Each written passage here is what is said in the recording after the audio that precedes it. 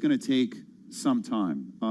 True autonomy for every single use case is some ways away. What we bring to bear is our developing autonomy, and we will have autonomous cars on the road, I believe, within the next 18 months, not as a kind of a test case, but as a real case out there. And over a period of time, we're going to bring autonomous transportation and feather it in with the non-autonomous transportation with drivers. What does feathering in mean? Feathering in means to a layman like feathering me? Crashing. Yeah, feathering in means if you're, for example, in Phoenix, and you make a request to go from A to B, which is what you do with Uber. There will be 95% of cases where we may not have everything mapped perfectly, or the weather may not be the right weather, or there may be an accident on the road, or you may not have 2 or 3 ways of getting from A to B, where you may say, you know what, that's not an autonomous use case. We're going to send a driver to pick that person up. For 5% of cases, everything is going to fall into place. And we will send an autonomous car. The user will be able to pick, do you want, there's an autonomous car, yes or no? And we'll be able to service that A for B. That 5% is going to go to 10 and 15 and 20 as our computers and our algorithms learn more and more about what it takes to drive in a city in a real life situation. And every minute of every day, that driver, that computer is going to get better and know Phoenix better and better and better. And in 5 years, we'll have the perfect driver in Phoenix. We will have to retrain that driver in every single city. We're going to have to build out 3D maps of these cities. And it will take time, but over a period of time, you essentially have a driver who becomes the perfect driver. It'll take 10 to 15 years, but that's the feathering in that I'm talking about. And will a child born today, will they ever need to learn how to drive? A child born today? No, I don't think so. So within sort of 20 years from now, we will... I don't think so. Listen, I hear some groans. And also, I heard a couple of groans. 1.3 million people die from car crashes every year. 1.3 million people die from car crashes every year. That doesn't count an estimated 20 to 50 million people that are injured. Okay, this is actually a public safety issue. If you look at cars, 96% of cars, 96% of time, cars are sitting there not being used. It is a huge amount of pollution that's caused by these cars being in the road, and a huge amount of wasted time. So the safety is there. Electrification is absolutely key, and sharing these platforms is going to allow us to be much safer and also put our assets where they add value. But it's quite interesting because when you first came in, I remember you sounding somewhat more skeptical about self-driving cars. You've been converted. Is that a? The choir has spoken, and I'm listening. It's pretty exciting technology out there. But again, it will be a hybrid technology for some period of time. What about flying cars? That came as a slight surprise. Yes, that's a great project that we're working on. It's called Uber Elevate. And it is actually about battery technology. It would have helped a lot of people here. I know. I wish that I was available. We'll launch it here if we can. But battery technology is allowing us to have multiple rotors on planes, or helicopters, if you want to call them that. These rotors that are much smaller will be much quieter than helicopters are. Much quieter, much safer.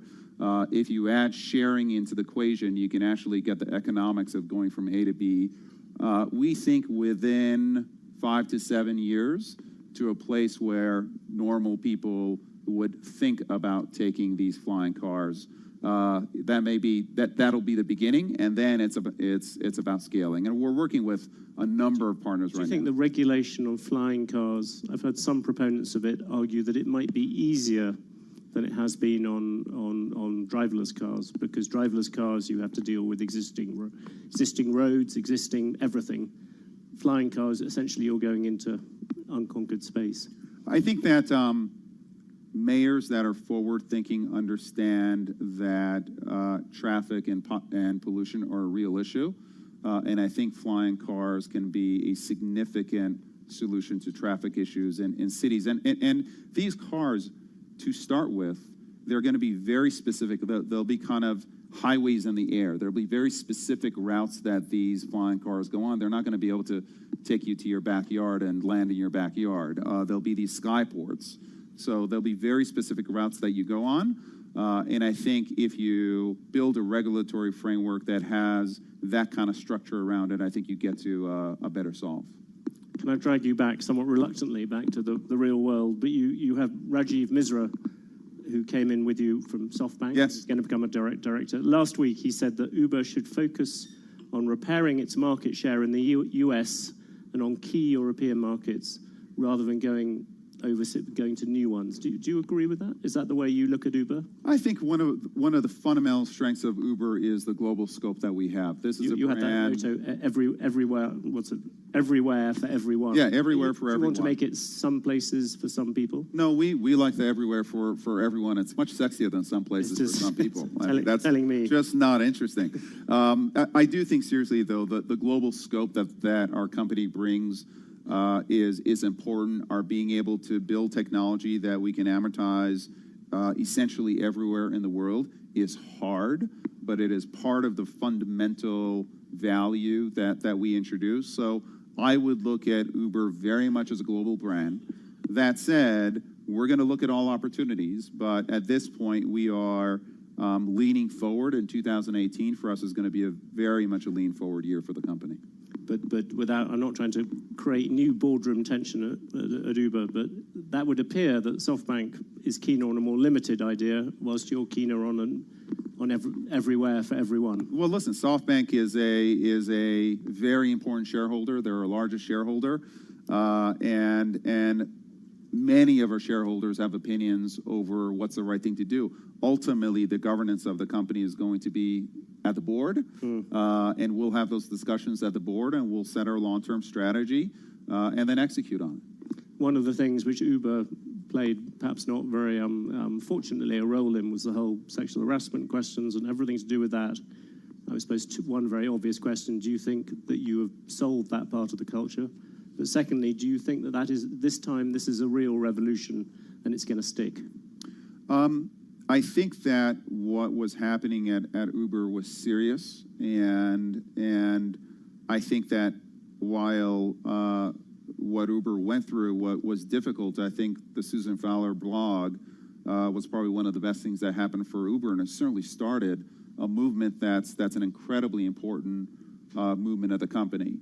I'd be reticent to say that it's solved. Yeah. But it's not an endemic issue within the culture of the company, and I think the company has learned, and I think the company took very harsh and appropriate steps to make sure that kind of behavior is absolutely clear, that kind of behavior is not accepted in any way, shape, or form of the company, regardless of where you are, regardless of if you're a great performer or not.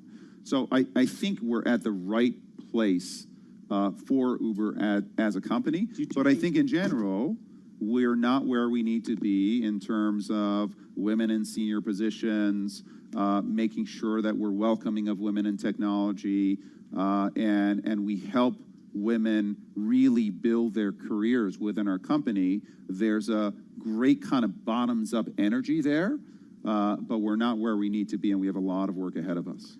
On the issue of, you talked about the top performers, is that looking back, and also I suppose looking forward for many of the people in this room, because there are a lot of people's businesses which have been affected by this. If you had to give lessons to other people who are now looking at this issue, perhaps more seriously than they have done before, is the really bad issue, and I suppose I'm thinking in some ways about the media industry in this, is that giving top performers more room for maneuver or whatever than people, or more discretion than people thought? Is that top performers need to be treated the same as everybody else? I think they absolutely need to be held accountable. One of the really valuable lessons that I got early in my life was actually through Jack Welch, and he said, it's very tempting to allow top performers to misbehave in any way, but for me, he was talking about being aligned with the CEO. Sometimes you allow top performers the tendency is, well, let them get away with some kind of behavior that is not the right behavior because they're so good. And what Jack told me very early on is that it's the top performers who are problematic culturally that are the most dangerous because they have followership within the company because people look up to them. So he's like the dumb person who is bad culturally. He's not the problem because everyone says, well, that's a dumb person, so who cares? It's the smart person who has followership. So it is incredibly important for the top performers to actually be held to account more radically than anyone else because they're the ones who have followership at the company and they have to set the example. So for me personally, that has absolutely guided how I've managed. Expedia was a company that had, excellent cultural values. And one of the first things we did at Uber was to go out and reset our cultural values, and we call them norms because to me, it's not just these values that you put on the wall and kind of people stare at and it's all nice. It's about behavior. And we set out to change behavior at Uber, and I think that the company was thirsting for it, and we are starting on a path, and I believe it's going to be a positive path. An inevitable question, I hope you won't regard it as a cheap shot, but you talked about smart people who have followers throughout a company. I mean, Travis would seem to be the epitome of that sort of figure. Is that, do you think of him as being in that category of people that Jack Welch was talking about? I think, listen, Travis was the CEO of the company, and he had incredible followership, and he was held to account, right? I mean, he's no longer the CEO of the company. And he's a board member. He's a big investor, and so he's absolutely going to play a part on the board. But we've also been very clear as a company that we do have to make a break with the past, with how we behaved as a company, and to some extent with the new CEO being a very different kind of a CEO. So in the end, you have to be held accountable, and I think that Travis was held accountable, and at this point, he's a board member and a constructive one at that. If you look around the world now, where do you see the next competitors to Uber? You've obviously got Lyft breathing down your neck. Yes. Where else do they come from? Well, I think that as you move into a world of autonomy, the position of the car manufacturers, the position of, for example, Google, who's developing Waymo and Waymo autonomous technology, you're going to get a lot of players interested in this space. And a lot of people think about Uber and ride sharing as a significant enterprise, and it is. But the fact is that we account for less than 1% of miles driven on the road now. When autonomy comes in, that number over the next 10 years is going to be closer, I believe, to 15 to 20%. So because we're not yet a true alternative to car ownership, and I believe that as you bring autonomous and you bring the price of mobility down and make it available to everybody, everywhere, then we become a real alternative to car ownership, and that really opens up the market for us, but it also opens us up to many more competitors. And is Google at the forefront of those competitors at the moment? Google is one of many. I think that they've developed very strong autonomous technology, but what we think, which is exceptional, is having autonomous technology and the network under one roof, which allows us to use autonomous in a very practical way, nearer than you think.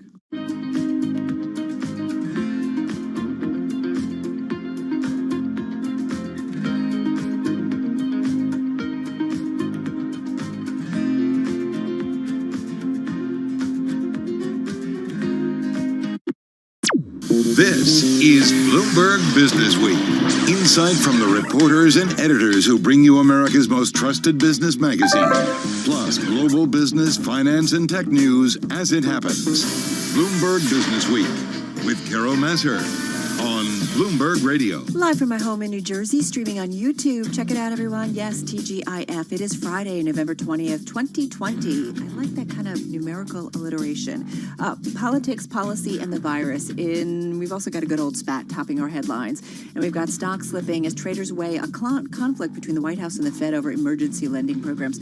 We're going to get into that over the next couple of hours. First up, though, let's get a check on that trading day. Let's bring in Charlie Pellet. Yeah, it's Friday. You made made it. Here's what's going on. We've got stocks trading mixed right now. Stocks slipping as traders weigh a conflict between the White House and the Fed over emergency lending programs, along with assurances that the government's got plenty of room to help the economy. Right to the numbers, with the S&P down 6. That is a drop now of 0.2%. The Dow down 130 points, down 0.4%. And NASDAQ is up 18, now higher by 0.2%.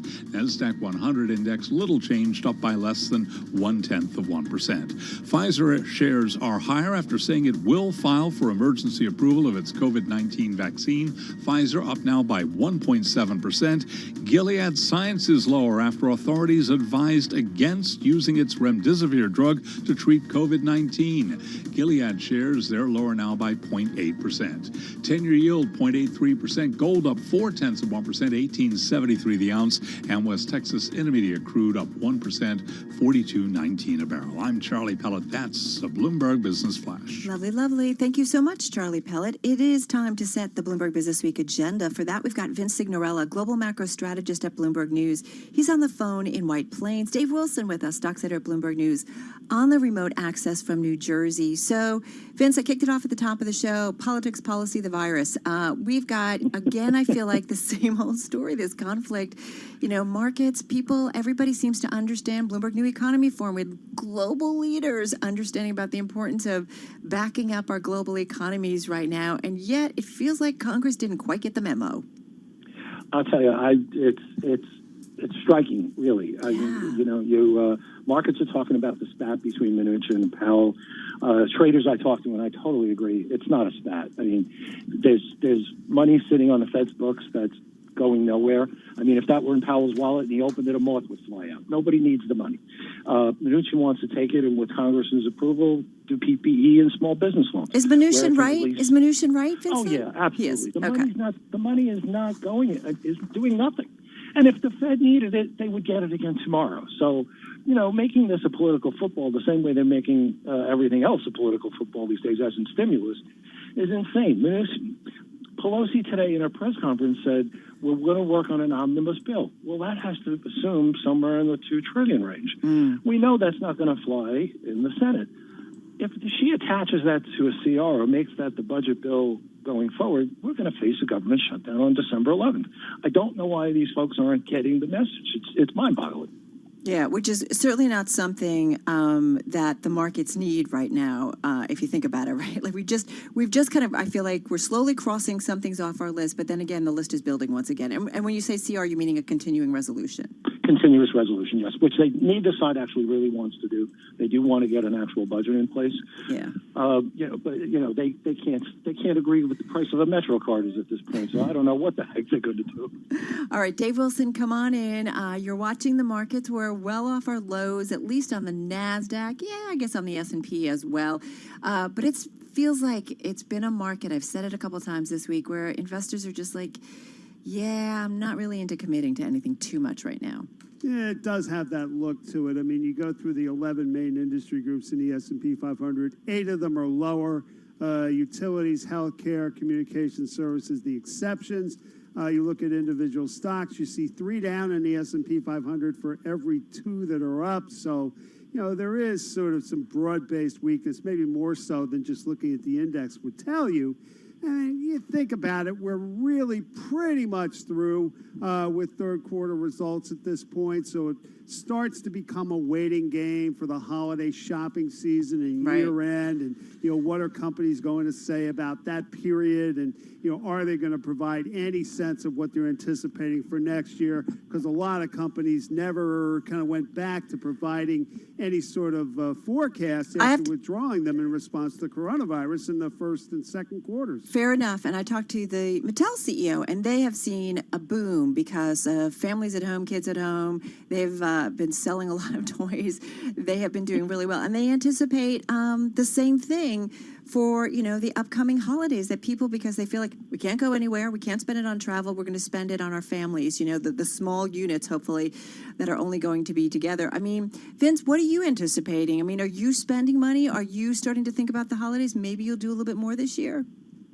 Well, started to think about the holidays. Actually, one of the things my wife and I did, I give her credit, wasn't my idea, is that we're buying relatively moderately priced a few computers, laptops, to give to children who are learning from home and who don't have one, so they can at least get involved in the education program. I'm spending what I spent last year, to be honest. I'm not really pulling back that much because there's really not a lot else to spend on. Normally we would take a vacation in November. We obviously didn't do that this year, and we would normally even take one in February, March, and I'm not planning to do that. So Fauci just made a comment just a moment ago, a little bit throwing the airlines under the bus, said he'll feel safe on an airplane when there's a virus.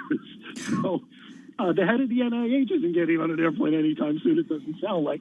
So I don't think I will either. We're going to check in with the holidays are going to be... Oh, I'm sorry, go ahead. No, we're going to check in with the CEO of Trivago and talk about the travel industry. He's been with us several times throughout the pandemic, and so we'll see what they are seeing. I mean, that is an industry we know that has slowed down. I'm sorry, go ahead. You were going to say something.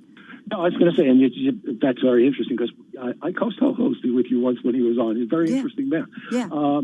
We still have to get into these holidays like you spoke and like David was talking about. I mean, I want to see how we come out of the back end of Thanksgiving. I mean, Christmas legitimately for many, many people could be canceled this year in a real sense if the virus spreads after it does, after 2 weeks after Thanksgiving, as it did in Canada. There's no way, there's no real reason to believe it won't. You took me exactly where I was going to go. The Canadian Thanksgiving. They saw, a jump in cases. We're going to talk with Janet Lauren of Bloomberg News a little bit later on about concerns about college kids coming home and spreading the virus that way as well. And we did get a big, big warning from the White House task force on the coronavirus yesterday. Dr. Fauci just, saying once again, we know you want to get together for the holidays, but kind of keep it small because this will really determine the course, the trajectory of those virus cases. And that ultimately then plays out certainly on people's lives, but also on the economy. Dave Wilson, what do you have coming up in the chart of the day? Oh, taking a look at retail. Practically everywhere you look, you see companies beating analysts' earnings estimates for the third quarter, but you don't see their shares really being rewarded for that. Okay, there you go. That's a tease. Guys, thank you so much. Really appreciate it and help setting the Bloomberg Business Week agenda on this Friday. Vince Signorella, have a great, great weekend. Global macro strategist at Bloomberg News on the phone in White Plains. And, of course, Dave Wilson, our stocks editor at Bloomberg News. He will be along later on with his chart and stock of the day. All right, what's coming up over the next 4 hours? Well, on the virus, you're going to hear some of my conversation from the Bloomberg New Economy Forum yesterday. I caught up with the CEO of Moderna, Stefan Bonsal, Regina Dugan. She's the CEO of Wellcome Leap, also the chief epidemiologist at the Chinese Center for Disease Control and Prevention. I think I teased him yesterday. He's been described as the Anthony Fauci of China, Dr. Wu Zhunyou. You're going to hear a little clip of our conversation yesterday at the Bloomberg New Economy Forum. Also at the Bloomberg New Economy Forum, some tough words on how the U.S. needs to be with China. We heard that from former U.S. Secretary of State Henry Kissinger and from former U.S. Treasury Secretary Hank Paulson. With that in mind, Dan Blumenthal over at the American Enterprise Institute, he's got a new book out. It's called The China Nightmare, The Grand Ambitions of a Decaying State. So we're going to see what he has to say about what the new administration, what their relationship needs to be with China. We're going to get that gut check on the travel industry with Axel Heifer of Trivago. We've also got Dana Levin Robinson. She's the co-founder and CEO of Upfront. We're going to talk about transparency when it comes to daycare. Quick check on the Bloomberg Business Week Bite of the Day. One number that tells us a lot. It is $8 billion. Tesla's already impressive stock market rally might be on the verge of a further massive boost. The electric car maker's scheduled December 21 inclusion in the S&P 500 could result in $8 billion of demand from active U.S. large cap mutual funds. So watch out for that. Let's get a check on world and national news. For that, it's over to Mark Mills. Hi, Mark. Hello, Carol. Thank you. President Trump's fight to overturn the election has narrowed after 2 more legal defeats and a case withdrawal as states prepare to certify their results.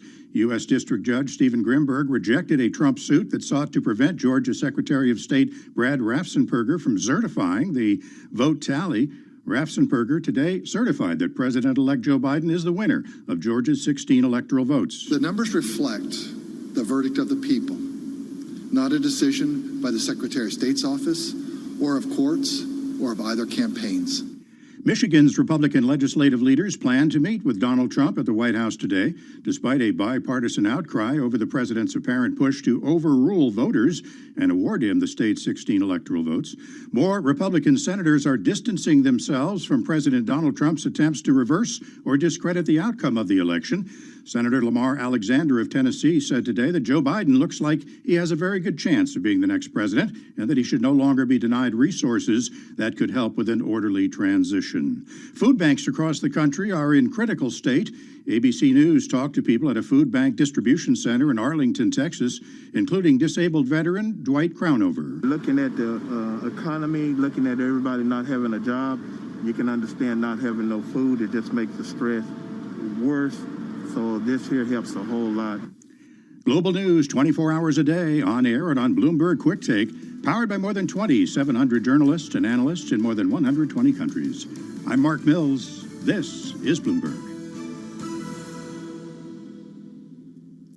All right, Mark, thank you so much. You're listening to Bloomberg Business Week on this Friday. I'm Carol Massar. Joining me right now is Bloomberg News' Charlie Pellet. And Charlie, a couple stories on the virus that we need to bring out to everyone's attention. One has to do with, and I think the Connecticut Governor, Ned Lamont, was talking about this with David Weston, concerns about having enough staffing at hospitals. And this week, 1 in 5 American hospitals anticipated a critical staff shortage within 7 days. This is according to the U.S. Department of Health and Human Services. The ratio was a record as cases swell and patients fled facilities for a third time since the pandemic began. We know it's not good there. Absolutely right, Carol. I read the story by our Nick Corello, and I came away with a reaction. Shocking, frustrating, and again, heartbreaking. I mean, you've got these healthcare professionals working so hard, and the risk now is that, number one, they're not going to have enough people. Number two, burnout. Number three, they cannot handle the patient load. Right. This is why, you and I have talked about it all week long. It's just those concerns about when you start to see the cases go up, that it's a direct correlation. Then the hospitalizations go up. And then you quickly go from, we have a massive healthcare system that all of a sudden it is just overtaxed and overburdened. And, if you start to have healthcare workers, too, who unfortunately are on the front line and most at risk here because of their potential exposure, if you start to then not have as many workers, then you're worried about them, but you're also then worried about having the sufficient care, really, for all of those COVID patients. Indeed. And I heard a comment on our airwaves earlier today, possibly from the governor of New York, maybe the mayor, but it was talking about what's happening now is that in the early days of this crisis, when there were issues, when New York's hospitals were overwhelmed, we could find, if we were willing to pay, healthcare professionals from across the country. That's not the case now. They have got their own problems. They're facing their own issues, and they can't get help from elsewhere. Yeah, exactly. This is why when we talk about aid, cities, especially those cities where they are hotspots, a lot of them have been on the East Coast, but we are, of course, now seeing it around the Midwest. This is why when we talk about aid from the federal government, why it is so crucial. Charlie Pellet, thank you so much. Really appreciate that. You're listening to Bloomberg Radio.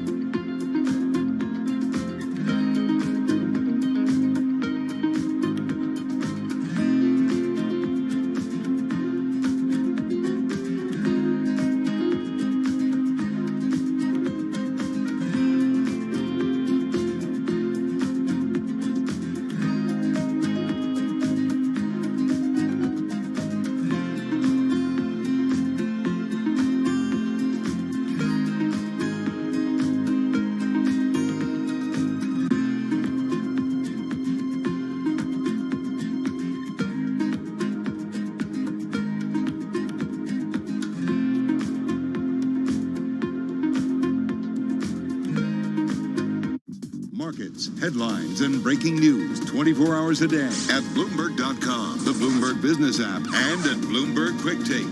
This is a Bloomberg Business Flash. Bloomberg World Headquarters, I'm Charlie Pellet. Stocks are slipping as traders weigh a conflict between the White House and the Fed over emergency lending programs, along with assurances that the government's got plenty of room to help the economy. Right now, the S&P is lower, little change, down 9. That's a drop of about 0.2%. On track for a losing week. Looks like we're going to have a loss this week of roughly 0.3%, depending on how things shake out in the next couple of hours. We've got the 10-year, the yield of 0.82%. Gold is up 0.4%, 18.73 the ounce, and crude. West Texas Intermediate up 1%, 42.18 a barrel. Again, recapping, equities are trading mixed. Nasdaq higher by 11, up 0.1%. S&P lower by 0.2%. The Dow is down 0.5%. I'm Charlie Pellet. That's a Bloomberg Business Flash. All right, Charlie, thank you so much. Really appreciate it. So a ton of virus headlines today. We had New Jersey's health commissioner saying she expects the state to get a COVID-19 vaccine in late December. We also had Roche being able to deliver its antibody treatments in the first quarter of 2021. We just talked about the strain on hospitals that we're seeing, the number of U.S. hospital beds occupied by COVID-19 patients rising this week to the highest since April. And if you look overseas, Canada, England, Austria, also seeing some stresses. It's been a rough day, a rough week when it comes to the virus. Joining us, as he always does every Friday, and grateful that he does, is Dr. Ian Lustbader. He is Clinical Associate Professor of Medicine at NYU Langone Medical Center. He is on the phone in New York City. Ian, good to have you back with us. How's it going? Always a pleasure, Carol. Happy Friday. Yeah, thank God. Things are going okay. We're seeing a lot of regular patients and certainly a lot of COVID follow-up patients. The number of cases in New York so far is, or the number of hospitalizations, I should say, is not skyrocketing. Yeah. So I think based on antibody positivity, which is estimated about 20%, and kind of our rough go in March and April, although cases are up and hospitalizations are up, it's certainly not, thank goodness, overwhelming the system here. So I think the Midwest and out West is having definitely more of a challenge than we are, and we'll just have to see how we do with that. What do you make, Dr. Lustbader, of kind of the rolling back? We're seeing it with New York City schools, sending kids back home to do virtual learning. We're starting to see rolling back in terms of the bars, but I still am surprised that things are even kind of open in that front. What makes sense to you? What doesn't? What needs to be done right now, in your view? So I think part of that increased case positivity, which is really what they're basing, closing the schools on, may be incorrect or may be misleading. And I think every state has a different threshold. So it's not like there's a certain standard of when you need to think about doing these things and really how even effective they are. I think politicians sometimes feel they have to do something when really sometimes that thing is not really the best. We are doing a lot of testing. I'm seeing many of my patients are either visiting or potentially traveling or just curious. And so there are a large number of tests being ordered, either the swabs or the antigen tests. I'm seeing a lot of false positives. So initially someone may go for a nasal swab and antigen. We know no test is 100% accurate, and then they get a follow-up PCR test that's negative. So I think we have to be very careful with this positivity rate as a threshold. And I think the data about closing schools, and certainly elementary schools, really supports keeping them open for a variety of reasons, for the kids' education, for their mental health, for the parents' mental health. And so I think we are jumping the gun here incorrectly in closing schools. You could argue perhaps high schools where it does seem to be a little more communicable than the elementary schools. And I think the whole concept here of closing bars at 10 p.m. also is very confused. The virus doesn't say, "Oh, it's 9:59. I better go in." So, when you think about it, what we really want to do is discourage potential super spreader events like bars or gyms or where people are shouting, encourage people to sit outside. I think people can safely outside with heaters, eat and drink. And I think the schools should remain open unless there really is or an outbreak in that specific school of a higher number of cases. So I think it should really be individual. What do you think about kids coming home from college for the holidays? Are you concerned? Because I'm sure you've been watching the numbers, and I know we report on it. But I feel like I want to know. It doesn't sound like we've had isolated cases of this school and that school, but for the most part, it seems like it's gone fairly well. Yes, I think it varies from school to school. There are schools, University of Michigan, where they really did have to restrict any in-person classes because it was rampaging through the campus. Vanderbilt, under control, and that's not to point at one school or another. I mean, that could be based on a lot of factors, but those kids get tested on a weekly basis, and I think they have a much better handle on things. I do think, ideally, if kids can get tested in school before they come back, and if they're negative, I think that would be a lot more reassuring. We do anticipate a Thanksgiving bump based on traveling and kids coming back, families getting together. There is a risk, and we know the cases are increasing, and they're probably going to go up a little bit more within a week or two after Thanksgiving, just based on people returning home. Yeah, exactly. No, it's it's interesting. I've been watching, kind of talking to different parents and what schools are doing, and I've been very lucky. My daughter's school, they kind of shut things down ahead of Thanksgiving and said, you're going to stay home for a week after Thanksgiving, and you're going to have to take a test before you come back, because we all understand there are going to be people who are unfortunately going to still kind of get together en masse. One thing I want to ask you, and then we'll do a break and come back, but I got about 45 seconds. The task force, the White House Coronavirus Task Force, meeting again, making some comments. What was the significance of that in your view? I mean, important to keep America up to date, but I just wonder what your takeaway was. I think it is important to try to answer questions. I know there was a little bit of a hullabaloo about announcements. Overall, I think we have positive information with the vaccines. I think there are still some questions, remdesivir and other issues that have come up, as outlined in Bloomberg. We can talk about that on the second part. Good. But I think updating people is good, but you have to do follow-up questions. All right, and we are going to get into remdesivir. You set me up really, really nicely. We're going to come back with Dr. Ian Lustbader. He is Clinical Associate Professor of Medicine at NYU Langone Medical Center, joining us once again on the phone in New York City.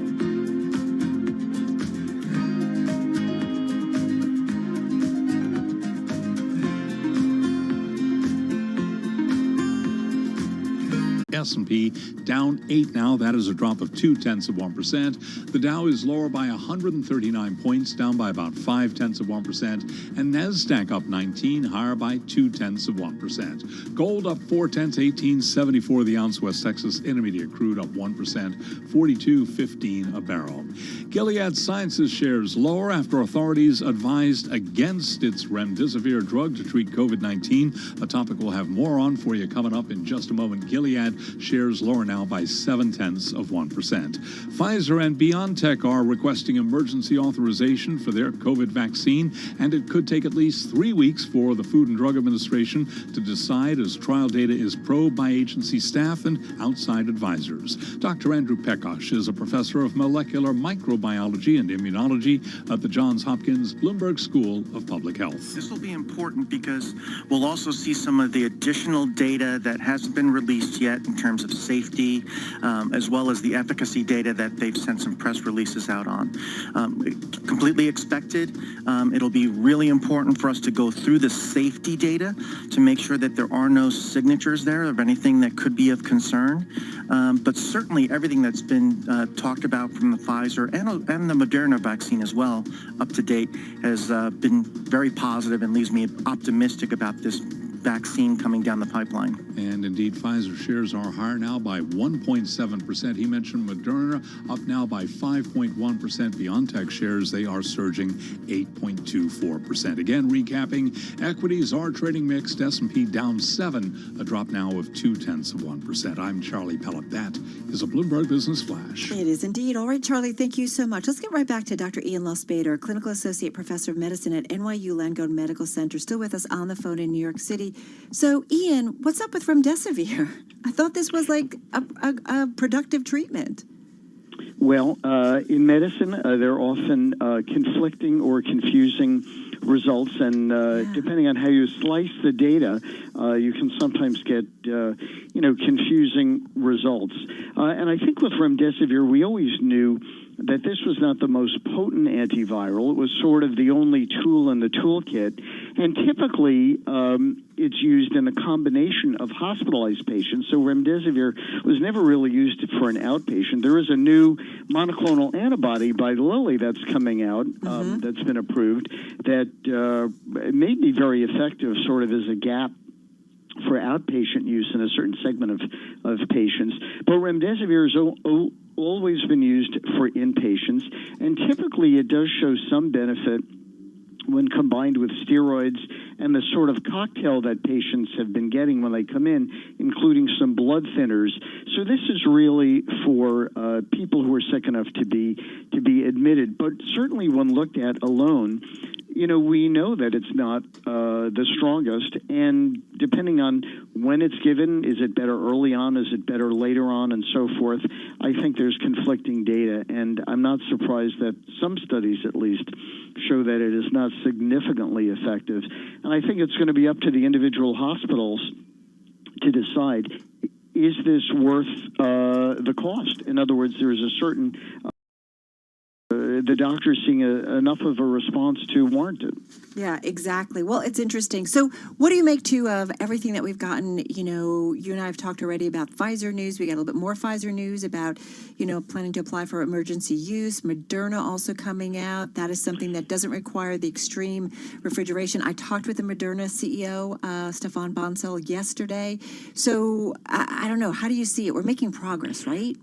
Absolutely. So on our segment, several weeks ago, I had reported, that the preliminary data looked very good for both Pfizer, Moderna, the mRNA vaccines. The data showed very high antibody responses and T-cell responses.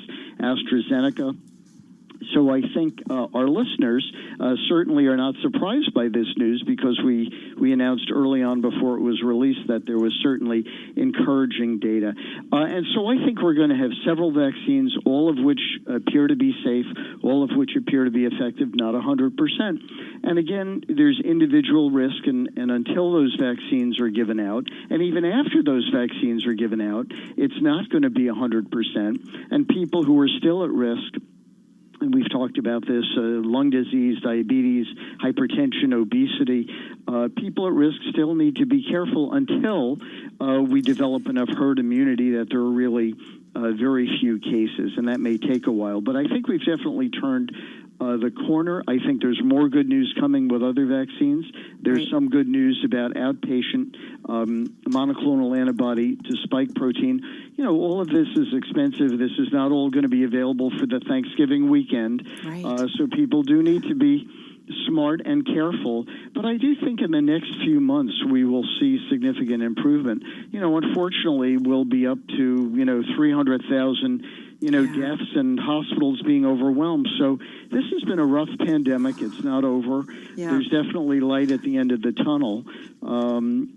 So we have to be very careful until we're really able to, distribute all of this, which is still really several months away. Well, and what's interesting, and I'm glad you said that because we heard it from Anthony Fauci and the task force yesterday.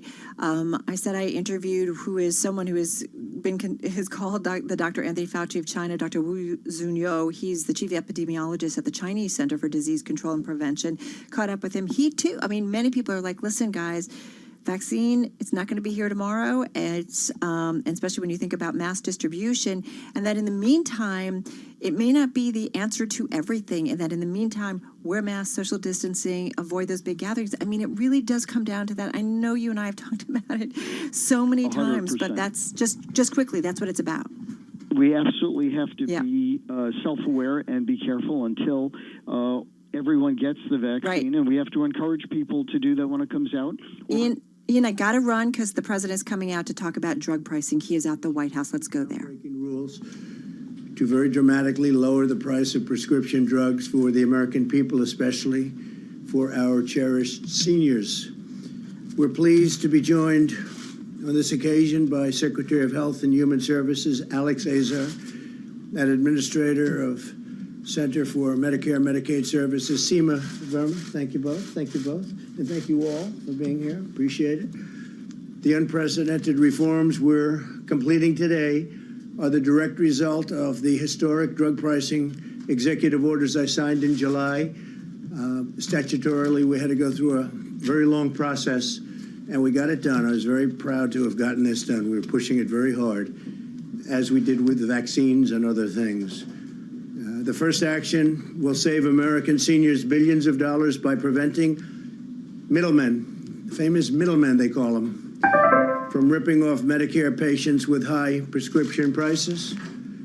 Currently, drug companies provide large discounts on the price of prescription medicines, including nearly $40 billion in rebates to Medicare Part D plans last year alone.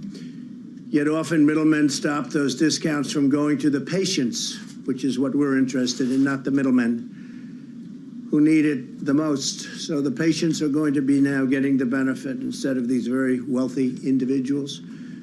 Patients pay very high prices, and they have for many years, although we brought it down, first time in 51 years, with the costs adding up to hundreds or even thousands of dollars per year per patient.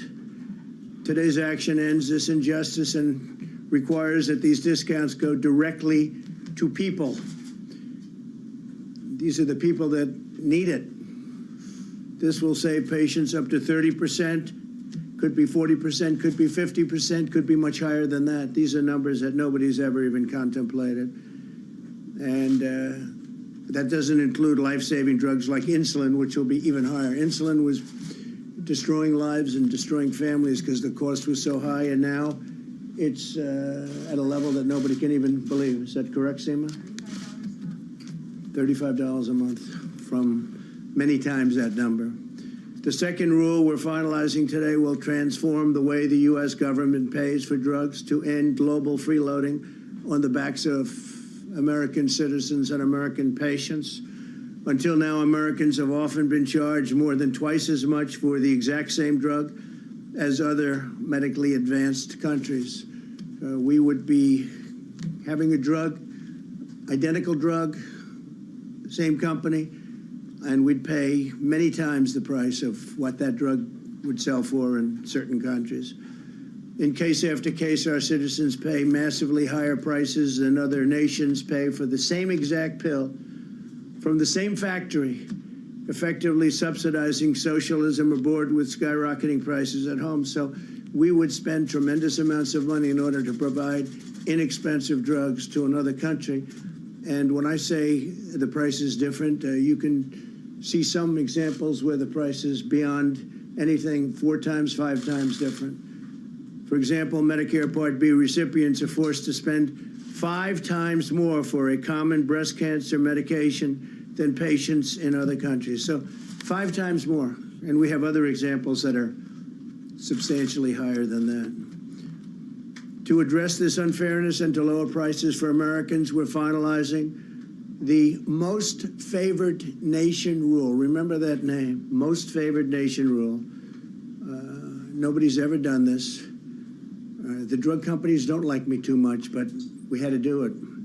It took a long time before we were able to do this because statutorily we had to go through a process, but there'll never be anything like this. I just hope they keep it. I hope they have the courage to keep it because the powerful drug lobby, Big Pharma, is putting pressure on people like you wouldn't believe. Medicare will now look at the price that other developed nations pay for their drugs, and instead of paying the highest price on the list, and we are substantially higher than any other country in the world, we will pay the lowest price. In other words, we take the lowest price and we match whatever the lowest price is, leading to colossal savings for all Americans. And we're talking about savings of 50, 60, 70%, 80%, different drugs, different prices. In addition, today, we're taking one more historic action to hold down drug prices. In the past, drug companies have been allowed to identify certain very old generic drugs that have been widely available for decades and exploit a misguided program called Unapproved Drugs Initiative. That's Unapproved Drugs Initiative, a program that has been around for a long time and hasn't been too good for the people that were supposed to benefit to obtain market exclusivity on these medicines. So we are doing something that nobody thought anybody would do. The savings is going to be incredible. Then they've jacked up the prices by as much as 1,000 to 5,000% on this product. This program has also caused shortages of important medicines. Today I'm announcing that we are ending the Unapproved Drugs Initiative program to stop this unfair practice. So prices are lifted by 1,000% to 5,000%, in 1 or 2 cases even more than that. And we're ending this. We are putting an end to it. Together, these reforms will save American patients many, many billions of dollars every single year. For generations, the American people have been abused by Big Pharma and their army of lawyers, lobbyists, and bought and paid for politicians. But I've been loyal to the special interests. I've been loyal to our patients and our people that need drugs, prescription drugs, and devoted myself to completely fighting for the American people. You see that? This is not an easy thing to do. Big Pharma ran millions of dollars of negative advertisements against me during the campaign, which I won, by the way, but, you know, we'll find that out. Almost 74 million votes. We had Big Pharma against us. We had the media against us. We had big tech against us. We had a lot of dishonesty against us. But Big Pharma alone ran millions and millions of dollars in ads. In fact, I looked at it. I said, who is it? I've never seen anything quite like it because I told them I'm going to have to do this. You know, I was put here to do a job. And Pfizer and others were way ahead on vaccines. You wouldn't have a vaccine if it weren't for me for another 4 years because FDA would have never been able to do what they did, what I forced them to do. And Pfizer and others even decided to not assess the results of their vaccine. In other words, not come out with a vaccine until just after the election. That's because of what I did with favored nations and these other elements, instead of their original plan to assess the data in October. So they were going to come out in October but they decided to delay it because of what I'm doing, which is fine with me because, frankly, this is just a very big thing. A very big thing. What I'm doing here, I don't know if anyone's going to appreciate it. These people can't even believe it. Alex, even you can't believe it, can you? Look at you. So they waited and waited and waited, and they thought they'd come out with it a few days after the election. And it would have probably had an impact. Who knows? Maybe it wouldn't have. I'm sure they would have found the ballot someplace, the Democrats and the group. These corrupt games will not deter us from doing what is right for the American people, and I will always put American patients first. And I think it can never be shown better than what I'm doing today. Already we successfully lowered drug prices for the first time in 51 years. In September, we finalized a rule allowing states, wholesalers, and pharmacies to safely and legally import drugs from Canada. Career politicians have promised to institute this reform for decades, and we got it done. The reason Canada, and this is going to be, I think, just a short-term fix, because until we have the favored nations fully ready, which we hope to be in January 1st. I think a very important thing is to say January 1st. It's right around the corner. But I'm giving governors the right to go to Canada because they'll pay approximately 50% less for their drugs that they buy for their states. So the governors buying drugs for their states go to Canada. They buy the drugs for very, very much less, and they'll be able to pass that on to the people of Florida. Ron DeSantis was the first one to ask, but others are asking also.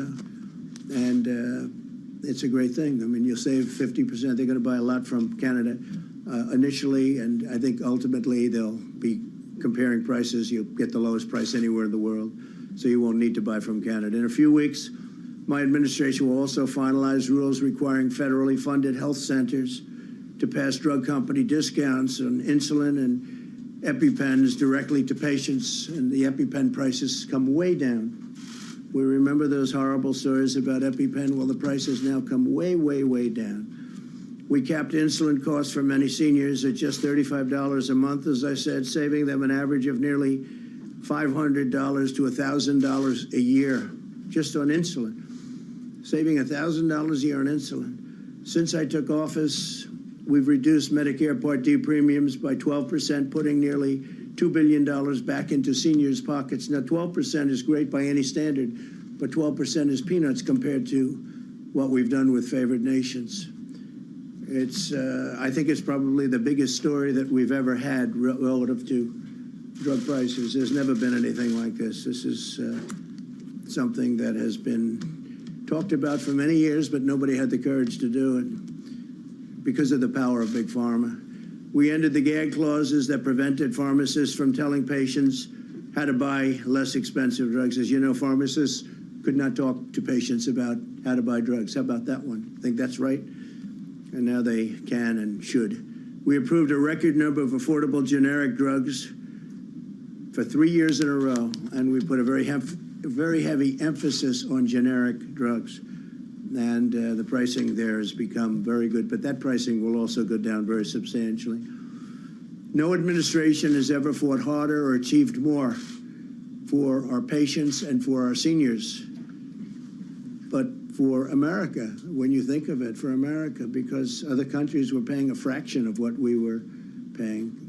In some cases, a small fraction. I mean, it was what the numbers were just staggering. The difference between going to, I won't name nations, but I could name 5 of them right off the top of my head, that it is so incredible to think about for years what was happening. We've been working on this for 2 years. Statutorily, we had to go through a process. But when you think that our nation, for the exact same pill out of the exact same box, often made in the exact same factory, same company, and you take a look at the cost was so much more, many, many times more. In 4 short years, we've instituted the most dramatic series of drug pricing reforms in decades. And you'll see that it all comes to fruition right now, starting on January 1st. And the American people will benefit from our actions for many, many decades. And it should be very immediate. Now, I presume they'll sue, but it's a suit that they should never be able to win. They should never, ever be able to win. So now I'd like to ask Secretary Azar to provide some more details as to the action. And then, Seema, I'd like to have you come up and say few words. And great job. We appreciate it. Thank you, Secretary. All right, you've been listening to President Trump.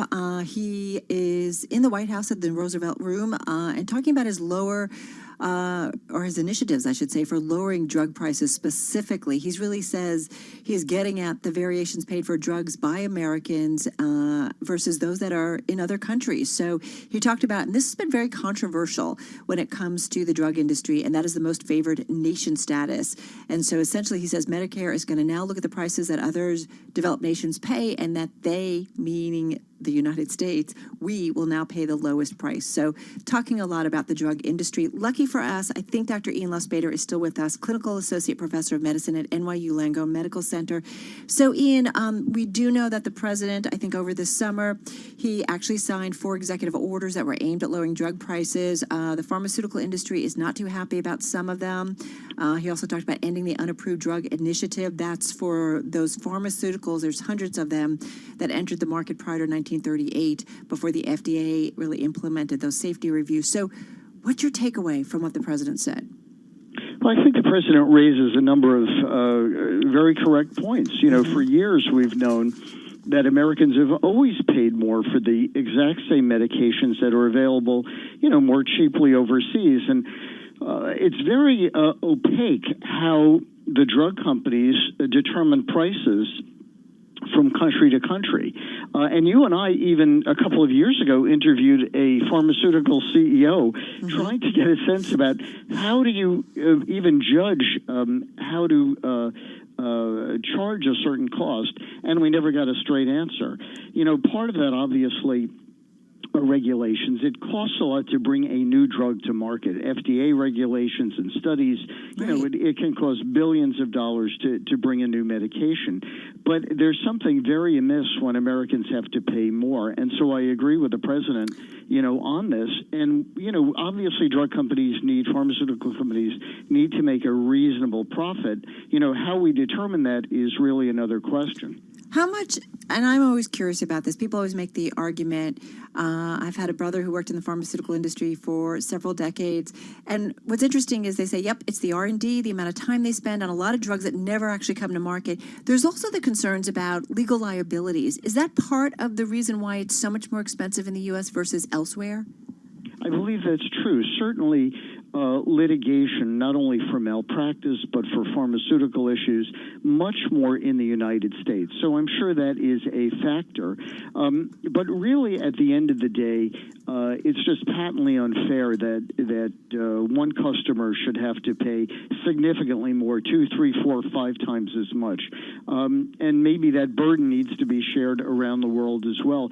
I think it's long overdue that the question is addressed why Americans have always had to pay more. And for medications that are generic, whether it's insulin or other generic medications, drug companies can basically charge whatever the market will bear, and that may not be appropriate. We may just need to say some things are healthcare issues. You know, if you want to pay more for a Cadillac or whatever brand, go right ahead. You know, that's a luxury. But for essential medications, we probably should be, A, making them in the United States, and B, you know, regulating how much can be charged for them. Hey, just very, very quickly, 30 seconds. The PBMs, the pharmaceutical, the pharmacy benefit managers, have they made this situation worse? Just quickly.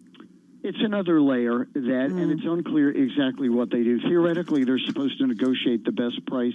Unclear if that really happens. All right. Always, always great. And double duty, talking about COVID, talking about drug prices. Ian, you can do it all. Thank you so much. Have a safe weekend, a good weekend, and then we will talk to you again next week. Really appreciate it. Dr. Ian Lustbader, Clinical Associate Professor of Medicine at NYU Langone Medical Center, joining us on the phone in New York City. And again, we just did hear from President Donald Trump at the White House talking about lower drug pricing for Americans, talking about most favored nation status, and talking about now where Americans, the goal is to pay the lowest price that is paid for a drug around the world. All right, coming up, don't forget, for those of you listening in New York, D.C., and San Francisco, watching on YouTube, Bloomberg Business Week. We're going to continue. If you're listening on Bloomberg 106.1 in Boston, Bay State Business. That's coming up next.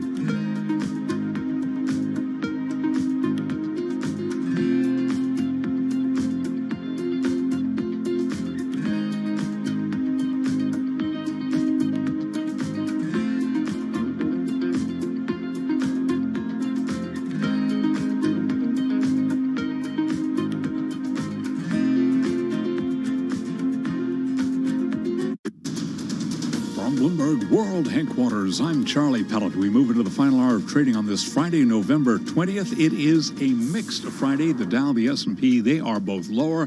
NASDAQ is higher. Pfizer makes it official moments ago, announcing it has filed with American regulators for an emergency use authorization of its COVID-19 vaccine, seeking clearance for an experimental shot that is expected to play an important role in an immunization effort to halt the virus. Pfizer shares are up now by 1.5%. Stocks are slipping today as traders weigh a conflict between the White House and the Federal Reserve over emergency lending programs, along with assurances that the government has plenty of room to help the economy. The S&P 500 index is down 8 points. That is a drop now of just about 0.3%. Dow Industrials down 134, lower by 0.5%. And the 10-year, the yield there, 0.82%. So again, the S&P down 9, down 0.3%.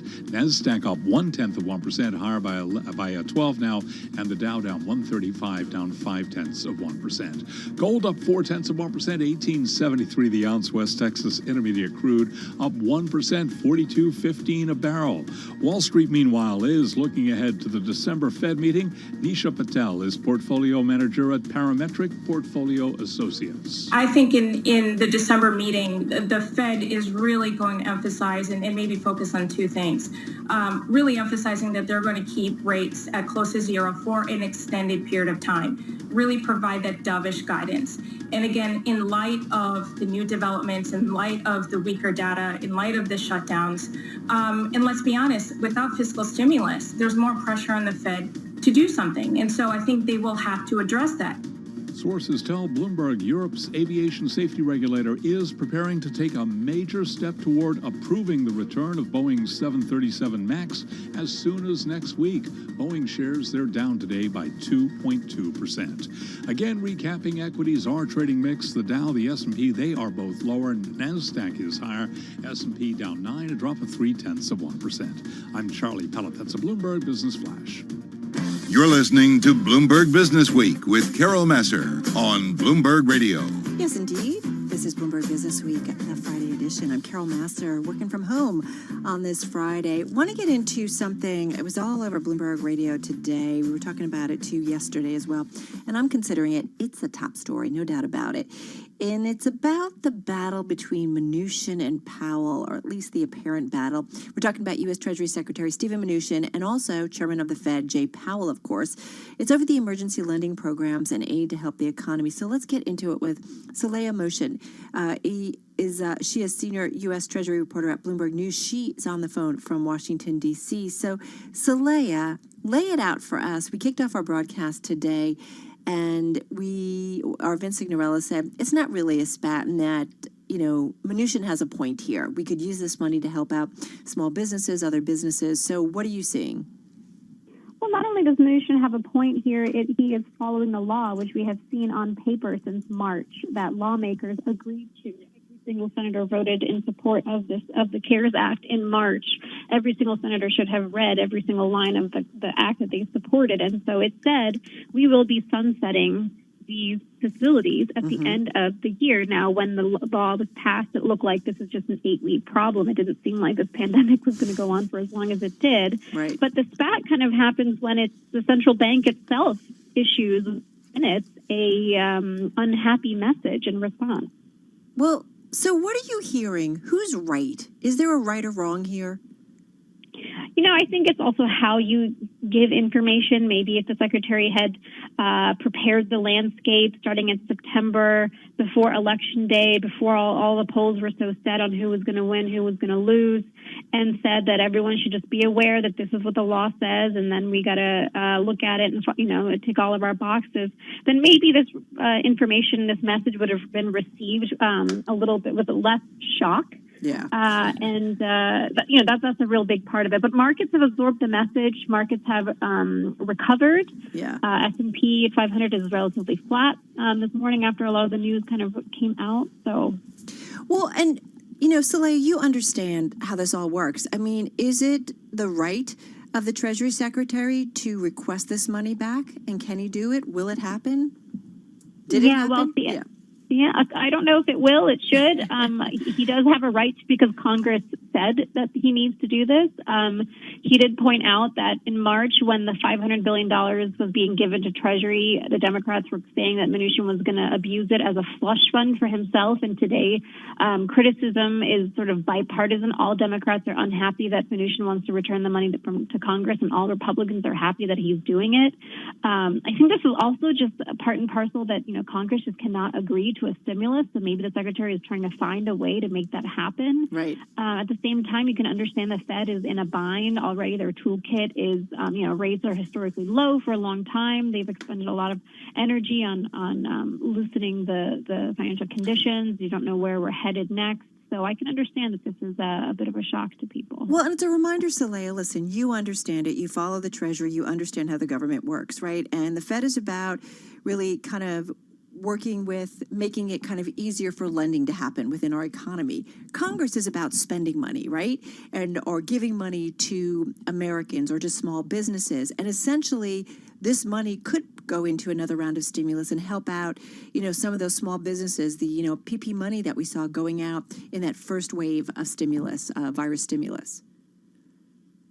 Yeah, we haven't seen another wave. The Federal Reserve has been pleading for more fiscal stimulus. You have very direct comments from Chair Powell and his colleagues that it is absolutely essential to have more.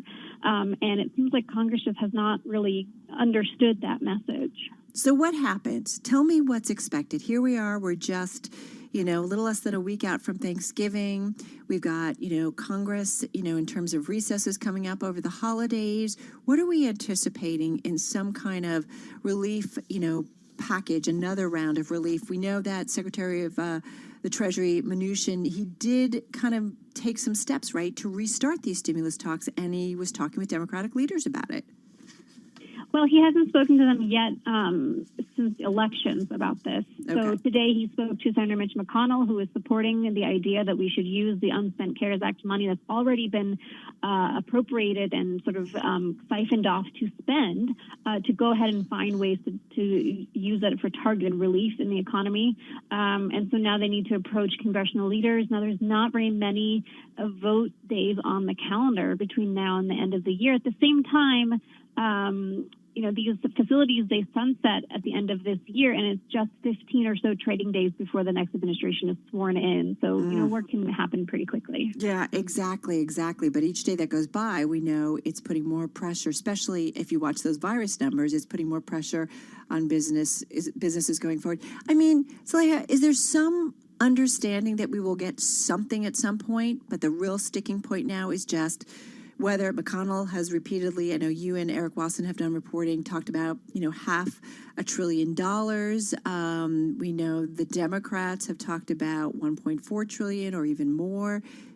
Can we expect that there will ultimately be something done? It's just a matter of how big and the timing? We just can't bank on that. You would have thought this would have happened back in July or August. What is to say that they're going to do this during the lame duck period of the session? Especially now that Republicans who have been so shy to do more spending are saying that, well, there's a vaccine now, so maybe we need to wait and see what more or if anything more is necessary. I really can't. It's anyone's guess. It's a coin flip almost whether something is going to happen or not. All right. Saleha Mohsen, you understand the Treasury Department. You understand Stephen Mnuchin. You cover him. We've just got about 40 seconds left here. Does he understand the difference between watching Wall Street and what that tells us about one thing about, Wall Street is not the economy. Does he understand the distinction and understand the need for more aid? Just quickly. I really do think so. He has been saying it vociferously since July that more fiscal relief is needed, and he does know that stock markets go up, they go down, but in the end, it's the economy that needs to be underpinning that market increase. I think you might be working during the holidays. I'm just going to put it out there. Saleha, thank you so much. Love your reporting. And thank you so much for getting up to date on what really is a top story on this Friday. Saleha Mohsen, she is senior U.S. Treasury reporter at Bloomberg News, joining us on the phone from the nation's capital. Time for another check on world and national news. For that, over to Mark Mills. Hey, Mark. Hey, Carol, thanks. Pfizer has filed with U.S. regulators for an emergency use authorization for its COVID-19 vaccine.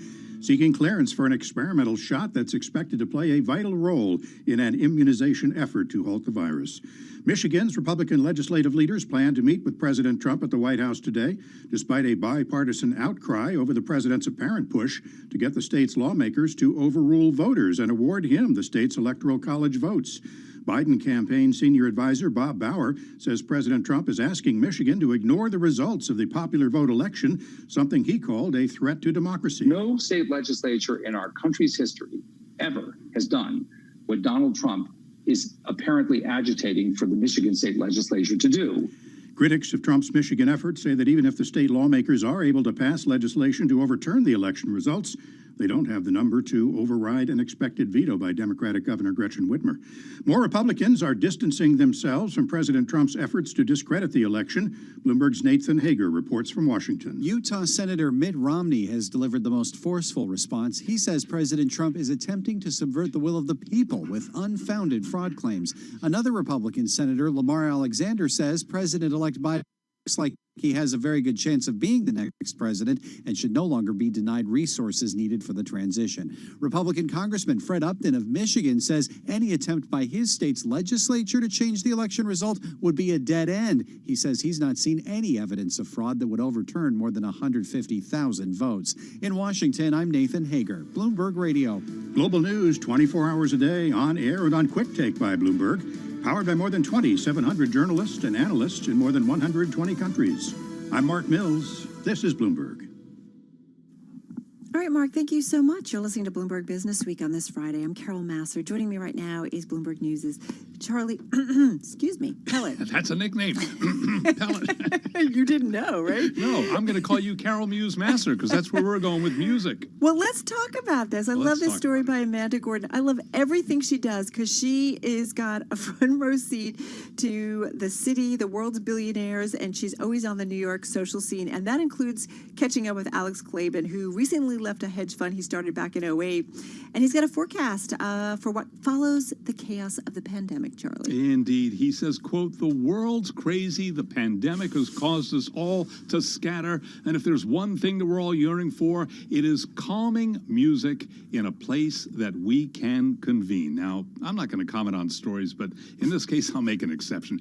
Amen to Mr. Klaban. Woohoo! I agree with you. And he goes, that's why I'm super bullish when COVID passes and the new David Geffen Hall gets reconstructed. He's talking about the Philharmonic in New York City. And so it's really just fascinating. He's helping out the Philharmonic. We know, like all of the cultural, institutions in New York City, which the city is so well known for, they have been hit so hard by the virus. It's canceled about 18 months of performances, the longest hiatus in its 178-year history, $30 million in lost revenue. So he's trying to help them out. Indeed. For all of these things that we talk about doing online, there is nothing that beats live music, no matter what your taste, no matter what your venue. But we got to have that back. That's why I'm in New York. I know. Listen, the Philharmonic, they did their first virtual gala. He and his wife featured it as its honorees.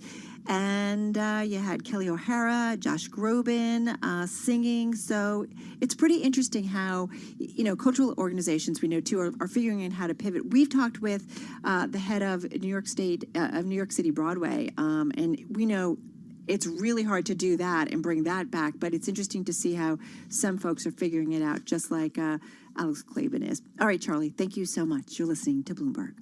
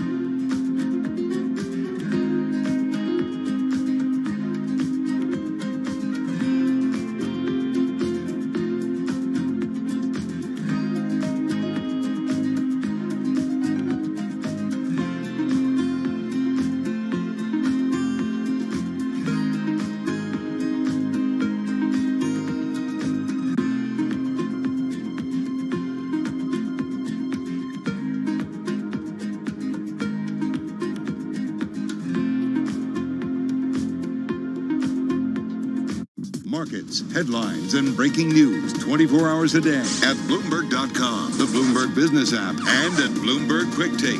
This is a Bloomberg Business Flash. Bloomberg World Headquarters. I'm Charlie Pellet. Late session fade. We've got stocks at the worst level of the day right now. The Dow, the S&P, and now NASDAQ all trading lower. What's going on? Let's get the answers. We head right over to the First Word breaking news desk for today's afternoon call. And here he is, Bill Maloney. And good afternoon, Charlie. That's right. U.S. stocks fading right now in the red. Dow's currently down 226 points. S&P's dropped 19. NASDAQ is lower by 20. The U.S. 10 yield at 0.83%. Oil is up 1%. Gold gains 7. And transports drop 80 points. Among the main 11 S&P sectors, only utilities were in the green. Financials led to the downside. And in the Dow, only Nike, 3M, and Procter & Gamble gained, while Boeing, American Express were under pressure. And after earnings, Foot Locker fell 5%. In other news, Pfizer has filed their vaccine for emergency authorization with the FDA. Trump says he's giving governors the right to go to Canada to buy drugs. And Boeing's 737 MAX is nearing critical approval from EU regulators. Wrapping things up, Charlie, have a great weekend. You too, sir. I appreciate it. Thank you so much. News desk. All right, thank you, Bill Maloney. And to hear live breaking news over your Bloomberg, type Squawk, SQUAWK, on your terminal. I'm Charlie Pellet. That is a Bloomberg Business Flash. He wasn't done yet, Charlie. He wasn't. He had a lot to say, but these markets, Carol, unbelievable. Look at where we're going right now on the S&P, and 42 minutes to go. I know. It's like been crazy, some of these trades that we have been seeing, certainly on any given day. All right, Charlie, looking forward to counting down with you to the closing bell. But again, as Charlie said, another leg down here. All right, you are listening to Bloomberg Business Week, and this is Bloomberg. So, Charlie, speaking of Charlie Pellet, we talked about these stories this week. It's about how Joe Biden's election will undoubtedly come as a relief for international students. And then we also talked about keeping grandma safe as college kids head home for the holidays, covering it all for us, as she always does when it comes to colleges and universities. Bloomberg News higher education finance reporter Janet Lawrence. She is on the phone in New York City. Janet, good to have you here. A great duo of stories. So let's talk about Joe Biden specifically. International students, they've got to be hopeful about a new administration come January. Yes, that is true. They have seen a lot of discord in the Trump administration and proposals lobbed at them directly. Just this summer, we saw several that were concerning to them, including whether or not they would have to be deported if their universities pivoted online, which we actually did see very early on in August. And and of course that was dropped after Harvard, MIT, and dozens of colleges and others sued. Another proposal was to limit their length of stay. There's been proposals about H-1B visas, hiring skilled workers from abroad. And now that the Trump administration will be ending in January, of course, there's a sigh of relief from universities who often depend on international students to pay the full price. But the question is, will they want to return, given the years of unwelcoming policies and rhetoric towards immigrants under the Trump administration? And we spoke to some MBA programs, and one really stood out, the University of Toronto, which also had an increase in international students at the expense of probably some U.S. schools over the years. And I spoke to one student who is from Vietnam. She earned a college degree in the U.S. She earned a master's degree in the U.S. She went home to Vietnam, and when she was considering MBA programs, she didn't even bother applying to U.S. schools. She went to the University of Toronto. And as she said, Canada is a country that applauds international diversity. Compared to the U.S., Canada has become more and more welcoming. So given the idea that other countries, especially Canada, have been courting international students now for years, and that other universities within their home countries have gotten better over time, it's not a slam dunk to have these international students return. And given the pandemic, where there's been a sharp drop in international students, right? We will have to wait and see, but it could mean a lot of money to U.S. universities. Well, it's interesting, and you include this in your story. According to a Bloomberg Business Week Best B Schools analysis, this is something that Business Week is really well known for, is their analysis and tracking of business schools around the globe. But their analysis of the magazine's top 20 U.S. schools, foreign students making up 29.5% of the class that began at elite schools in August or September, down from from almost 35% 2 years ago. You know, it's interesting. I think about the broadcast that we did in honor of the Columbia Business School, one of the top-ranked schools, business schools by Bloomberg Businessweek magazine.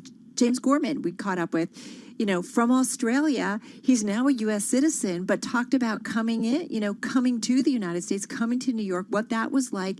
And then the conversations that he had, he said, with a very eclectic and international student body. So this is important to the schools, kind of their culture. Yes, and of course, in addition to the revenue, they bring a diversity of ideas and thought. And employers love to hire international graduates from U.S. business programs because when they want to immediately put people around the world, it's not an issue for international students because they already have a lot of experience living abroad. So it's going to see, we'll have to see what happens because there's other choices. Of course, with the pandemic, there's already been a sharp curtailing of international students. And, you know, we'll just have to wait and see. All right, so Charlie and I had some fun with this yesterday, Janet. To be fair, Charlie playing Grandma got run over by a reindeer. Grandma has enough problems around the holiday season, right, that they don't have to worry about or shouldn't have to worry about their college grandkids coming home and infecting them with COVID. You wrote about this. Yes. In fact, the University of Arkansas's football coach even made a video telling students to mask up, get tested now, and protect your family and friends. Let's make sure we keep Grandma safe at Thanksgiving. And the University of Arkansas is one of a very So the bottom line handful for of years is a testimony colleges that are to that actually allowing kids to come back after Thanksgiving. So the question is, what do you do? And there really is no great answer because almost every itinerary raises a risk somewhere. If your student is flying home, that potentially could have a risk. We had a young lady at the University of Vermont who's coming home to New Jersey, but she's never driven that long by herself, so she enlisted somebody to drive with her. And, you know, where she's been in school at the University of Vermont, they've been doing testing every week, so her family felt comfortable with that. But, you know, it's just not a great situation. Yeah, exactly. Hey, just quickly, 20 seconds. Do you think international students, what are you hearing? Are they going to be back in the fall, or it might take a while for them to warm up back to U.S. colleges and universities? Just quickly. We'll be getting some application data in the next couple of months, and we'll have a better sense. But, of course, it's always also going to depend on any travel restrictions. Yeah, all right. There's still that to think about. All right, Janet, always great to check in with you. A couple great stories. Check her out on Twitter, at Janet Lauren. Of course, Janet Lauren, our higher education finance reporter at Bloomberg News, with us once again on the phone from New York City. You're listening to Bloomberg.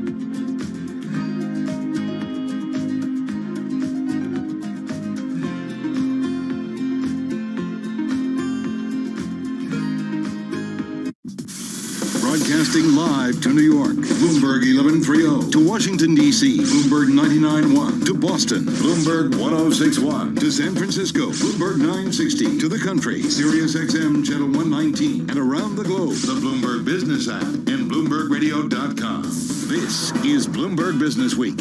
All right, you're listening to Bloomberg Business Week. It's the Friday edition. I'm Carol Massar. Coming up, yeah, you know what's coming up. It's one of our favorite points of the day. We're talking about Dave Wilson and his chart of the day, and there's a little song that comes along with it. We'll get to that in just a moment. First up, though, back to Charlie Pellet. 29 minutes to go. Indeed. You love the song. Right, who doesn't? What's that? This magic moment? No. I love the song of the day. Here's what's going on. We've got the Dow, the S&P, and NASDAQ. They are all very much in retreat right now. Just a slight bounce off the bottom as I pull up the GIP chart on the Bloomberg here for the S&P 500 index. But it is a down day, and to underscore, very close to the worst level of the day. Stocks are slumping. Traders weighing a conflict between the White House and the Federal Reserve over emergency lending programs, along with assurances that the government has plenty of room to help the economy. Right to the numbers now. S&P is down 20. That is a drop of just about 0.6%. The NASDAQ Composite Index down 26, down 0.2%. NASDAQ 100 Index slumping by 0.4%. The Dow is down 215, down 0.7, down transports down by 1%. The 10-year yield 0.82%. Gold is up 0.3%, 18.72 the ounce. West Texas Intermediate crude right now up by 1% at 42.15 a barrel. Johnson & Johnson has persuaded a New York judge to slash by about 2/3 a $325 million jury award to a woman who blamed her asbestos-related cancer on use of the company's baby powder. Johnson & Johnson J&J down by 0.6%. After earnings, Foot Locker shares, they're slumping 5%. Also after earnings, Williams-Sonoma up now by 5%. Recapping equities lower, S&P down 19. 1233, actually 333 on Wall Street. Time now for the Small Business Report with John Tucker. Amelia Seha joined her dad picking grapes in California's vineyards. She looked up at her migrant worker father and vowed she'd go from picking grapes to owning a vineyard one day. That day actually came in 1999 when she became the first Mexican-American woman to launch her own wine business in California. Well, she's endured over the years racism, earthquakes, just avoided wildfires, and now, of course, coping with the pandemic. Can you tell us how Seha Vineyards endures in Napa, California? Well, when the pandemic started, all restaurants and wine tasting rooms had to close, and we closed our tasting rooms on March 15th, and we were only finally able to reopen early July. So it cut the channel of sales dramatically because we sell most of our wine direct to consumers that visit our tasting room. We needed to remain relevant with wine-loving fans across the country, so we actually launched a live stream show titled on Tuesdays, Taco Tuesday, Vino y Más, Wine and More. Has the pivot that you made as a small business owner been enough to make up for the fall off in revenue following the closures of the tasting room?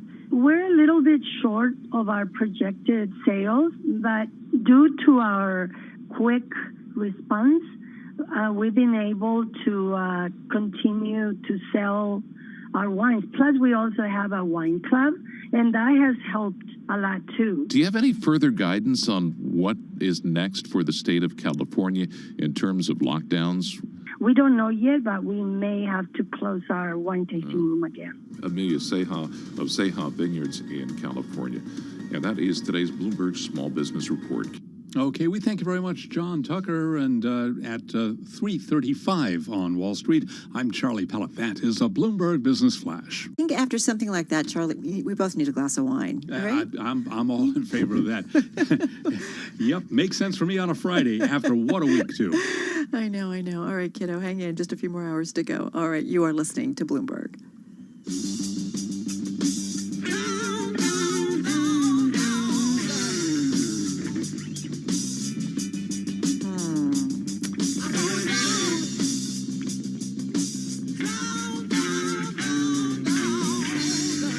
Sure, I'm thinking like 60s, going back to the 60s or 70s, Dave Wilson? Yeah, 70s rather than 60s. Is it male or female? Forgive me. Well, the leader of the band is a male. singer's a male. So, in fact, I think the rest of the band is too. Okay, so that means male. I'm really not sure. Who is it? That would be the Jeff Beck Group. Oh, nicely done. Going down. Okay, yeah, back in the 60s, though, right? That particular song is from 1972. Oh, okay. But the band itself, they did 4 albums starting in the late 60s. And the singer on that particular song, actually the 3rd and 4th albums, was a guy named Bobby Tench. You know who sang on the first 2 albums? Clapton? Oh, was it Clapton? You know the singer. Was it Clapton? No, but you're in that era. Winwood? No. You're killing me, kiddo. Yeah, well. Who? How about Rod Stewart? Oh, my God, no. How great is that? Yeah, before he had his solo career, before he performed with the Faces. Don't you love how those guys back then, they just kind of moved around band to band? Absolutely. I mean, let's not forget, you talk about Clapton. I mean, in the Yardbirds, you had at one point or another Jeff Beck, Eric Clapton, and Jimmy Page. I know. Like, think about that together. Yeah, that's kind of mind-blowing. You know what else is kind of mind-blowing? Your chart of the day? Chart. Absolutely. Okay, what do you got? I took a look at 20 retailers that had reported third quarter results, and all but one of them managed to meet analyst average estimate in the Bloomberg survey for earnings. I mean, Lowe's was the single exception. Everybody else ahead of projections. Do you think they got rewarded for it? Well, the fact that I picked a song called Going Down ought to tell you the short answer is no. Yeah, not so much. Most of the stocks dropped on the first trading day after their earnings reports came out. I was looking at L Brands, which really took off yesterday, almost 18% after their results.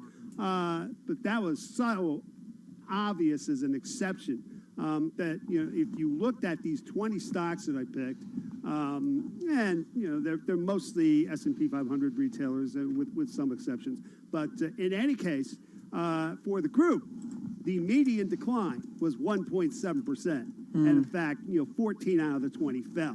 So it just goes to show you that, what we've seen throughout this third quarter earnings season, companies beating estimates and then not getting rewarded for it, has, if anything, been magnified in the past couple of weeks, especially with the retail results that have come out. And we still have a few more of those to go next week. So it's definitely something to consider here. Did you?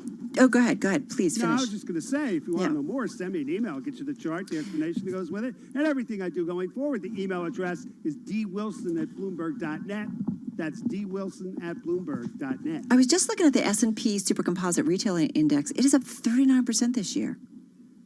Which is saying something. Yeah, exactly. But I think it's, depending on the retail. We talked about Macy's with Poonam Goyal this week. I mean, it just depends. Some retailers have figured out how to quickly pivot to more digital and get it out there. But, I mean, it's not been the same case for everyone. Bear in mind, though, 56% of the index in terms of weighting is what? Amazon.com. Okay, there is that perspective. All right, Dave Wilson, so appreciate that. We'll get back to Dave a little bit later on with his stock of the day. Right now, though, we've got to do world and national news. Let's bring in Mark Mills. Hi, Mark. Hello, Carol. Pfizer has filed with U.S. regulators for an emergency use authorization for its COVID-19 vaccine, seeking clearance for an experimental shot that's expected to play a critical role in fighting the virus. We get more on this from Bloomberg's Amy Morris. A key step is a meeting of outside Food and Drug Administration advisors. Sources tell Bloomberg they're set to confer on December 8th, 9th, and 10th. Until then, the FDA will sort through the trial data. To boost consumer confidence in the vaccine, the FDA will post documents related to its review of any vaccine that's granted emergency authorization. That authorization means the FDA can skip steps like checking samples of the product or inspecting the manufacturing plant. In Washington, I'm Amy Morris, Bloomberg Radio. Georgia election officials prematurely released a statement saying the state had certified its presidential vote in favor of Joe Biden. The Secretary of State's office then issued a corrected statement saying the results would come out later today, with Biden the winner of Georgia's 16 electoral votes. Secretary of State Brad Raffensperger says that while he is a Trump Republican, the election numbers are paramount. Working as an engineer throughout my life, I live by the motto that numbers don't lie. As Secretary of State, I believe that the numbers that we have presented today are correct. The Trump administration issued regulations today that could lower the prices Americans pay for many prescription drugs. The pharmaceutical industry is expected to make a legal challenge to the proposed rules. Global news 24 hours a day, on air and on Bloomberg Quick Take, powered by more than 2,700 journalists and analysts in more than 120 countries. I'm Mark Mills. This is Bloomberg. All right, Mark Mills, thank you so much for that update. You are listening to Bloomberg Business Week. Carol Masser, Charlie Pellet joining me as well. And Dave Wilson just mentioned Amazon, right? So when you look at the S&P 500 Super Composite Retailing Index, you do have to remember that it is skewed heavily towards Amazon whenever you look at the gains in that index.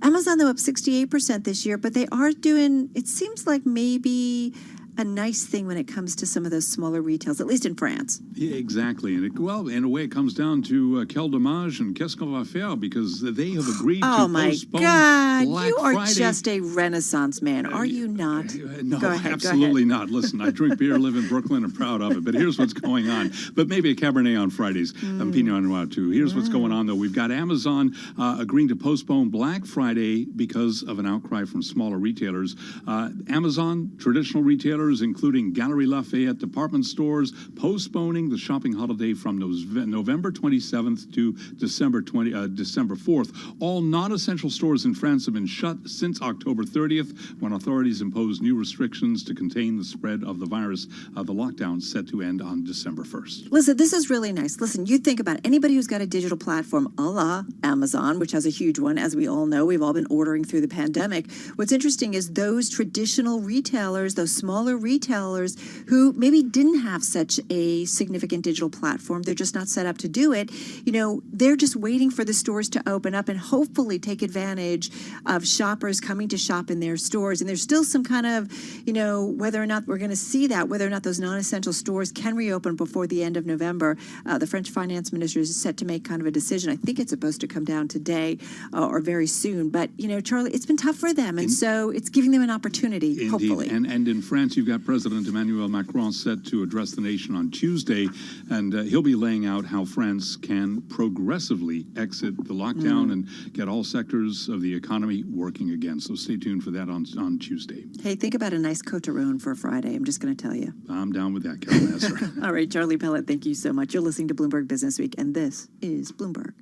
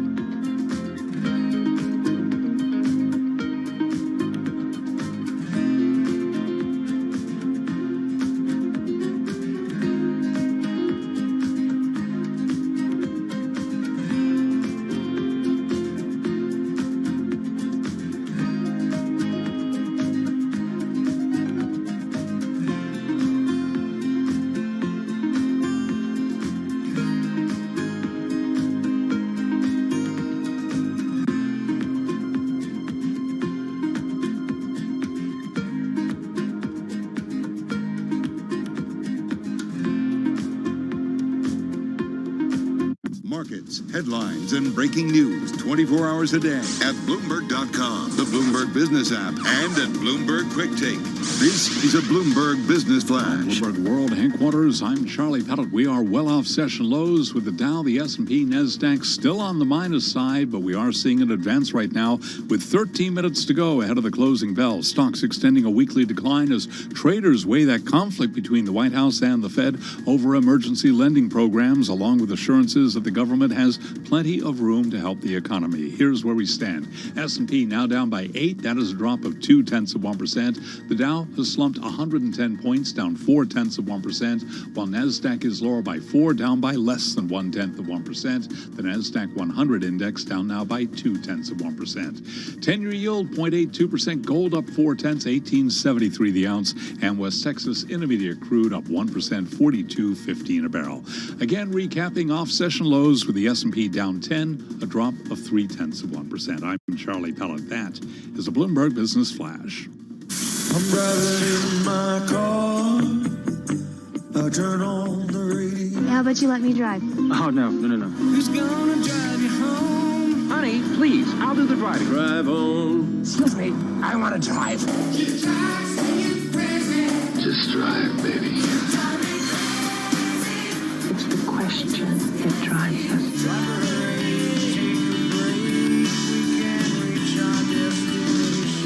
This is the Drive to the Close. That funky music will drive us till the dawn. On Bloomberg Radio.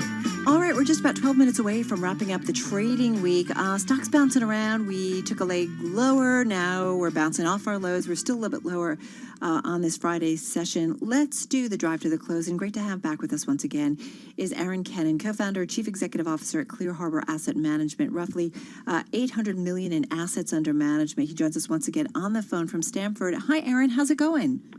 Great to join you, Carol.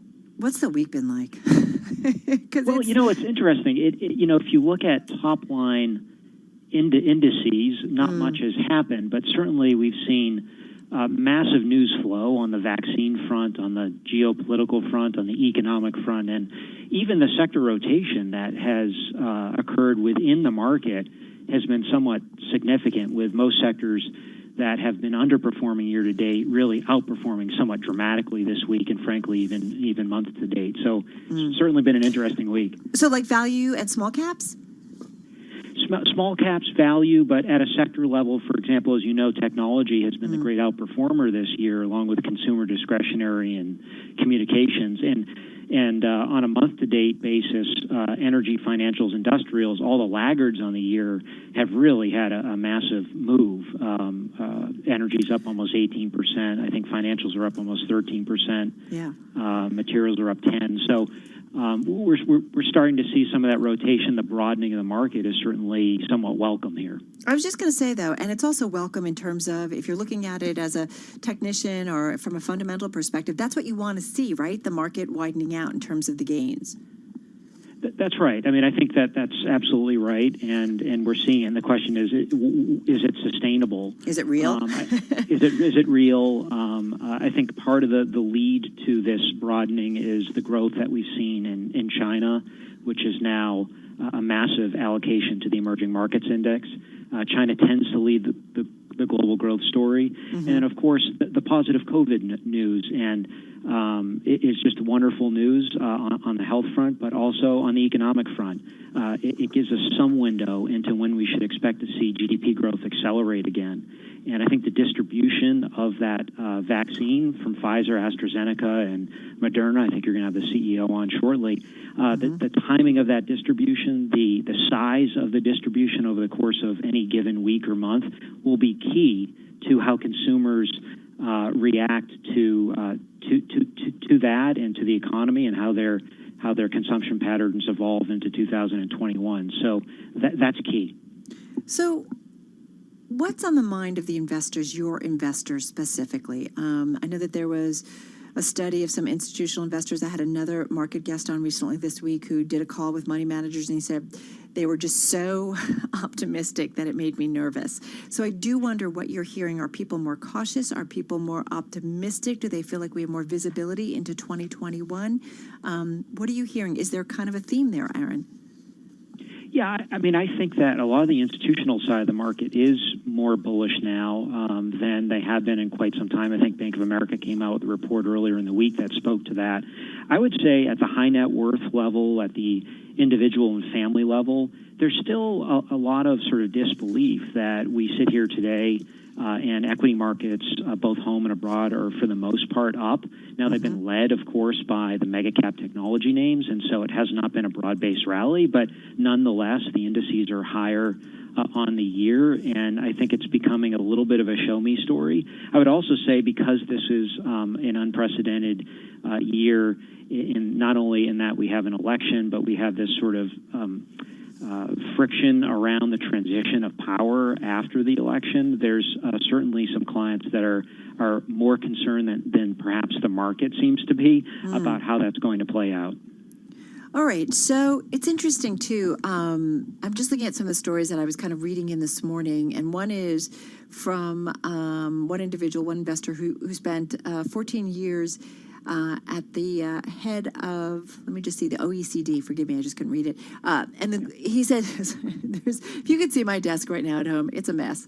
But he talked about the global economy could be facing a make or break moment in the COVID-19 pandemic as government's ability to cover the mounting costs nears its limits. We are, safe to say, Aaron, at this interesting point where we've gotten some aid, but we're now in second, third waves globally when it comes to the virus. And I do feel like there is that disconnect between what you're seeing in Wall Street and then what you're seeing by many Americans, by many small businesses. And so I do wonder, that make or break moment, will it be a good one ultimately, or will it be a bad one? Well, that's a great question. I think in the short term, the stimulus will most likely continue. We'll debate about the timing of that, but we've seen the monetary side. The spigot's been open. We've increased our balance sheet at the Fed by $3.5 trillion this year. But to the point of that individual that you just referenced, certainly the long-term concern that we have here at Clear Harbor, that I have personally, is the degree to which debt to GDP levels, both at the public sector here in the United States and around the world, as well as even at the corporate level, are going to start to represent headwinds to long-term growth. And what will trend growth look like 10 years forward rather than 10 years past? And I think it's a real concern in the midst of this moment. Sure, we needed to spend capital and we needed the Fed to put their foot on the gas pedal to overcome the COVID virus, but what are the long-term consequences to that? Well, as someone who runs a business, right, you're watching the markets, you're investing, you have clients, you have employees, you run a business. I mean, are you more on the cautious side and want to conserve capital at this point? Or are you thinking, okay, wait a minute, I'm starting to get a feel of what 2021 is like, and I can start to think about some of my strategic measures that I want to implement? Right. I mean, I think you always need to have a plan and you need to have a process in any business, and you need to manage your growth. But you know what I'm saying. Like, do you feel confident enough to say, you know what, we've been thinking about doing this. We were going to do it pre-COVID. We put it on hold. Now we're going to do it. Right. I do think 2021 is still a year in that regard of a question mark. The timing of the trajectory of growth, the degree to which the transition is a success, who wins the Georgia race, will this impact taxes and regulation? I have views on all these things, but I think that there's a significant tail risk around some of these questions, and certainly I think they're impacting capital expenditures, and you're seeing that. Capital outlays have remained depressed, not just this month and due to the election, but frankly for a long time now. Yeah, it's been kind of, I feel like, an old story, right? But it's just pretty amazing that in terms of capital expenditures, companies continue to rein it in. Hey, Aaron, thank you so much. Have a great weekend. Aaron Kennan, co-founder, Chief Executive Officer at Clear Harbor Asset Management, roughly $800 million in assets under management, with us once again from Stamford, Connecticut. All right, folks, just about 3.5 minutes left in today's trading session. We're going to count you down to the closing bell right here on Bloomberg.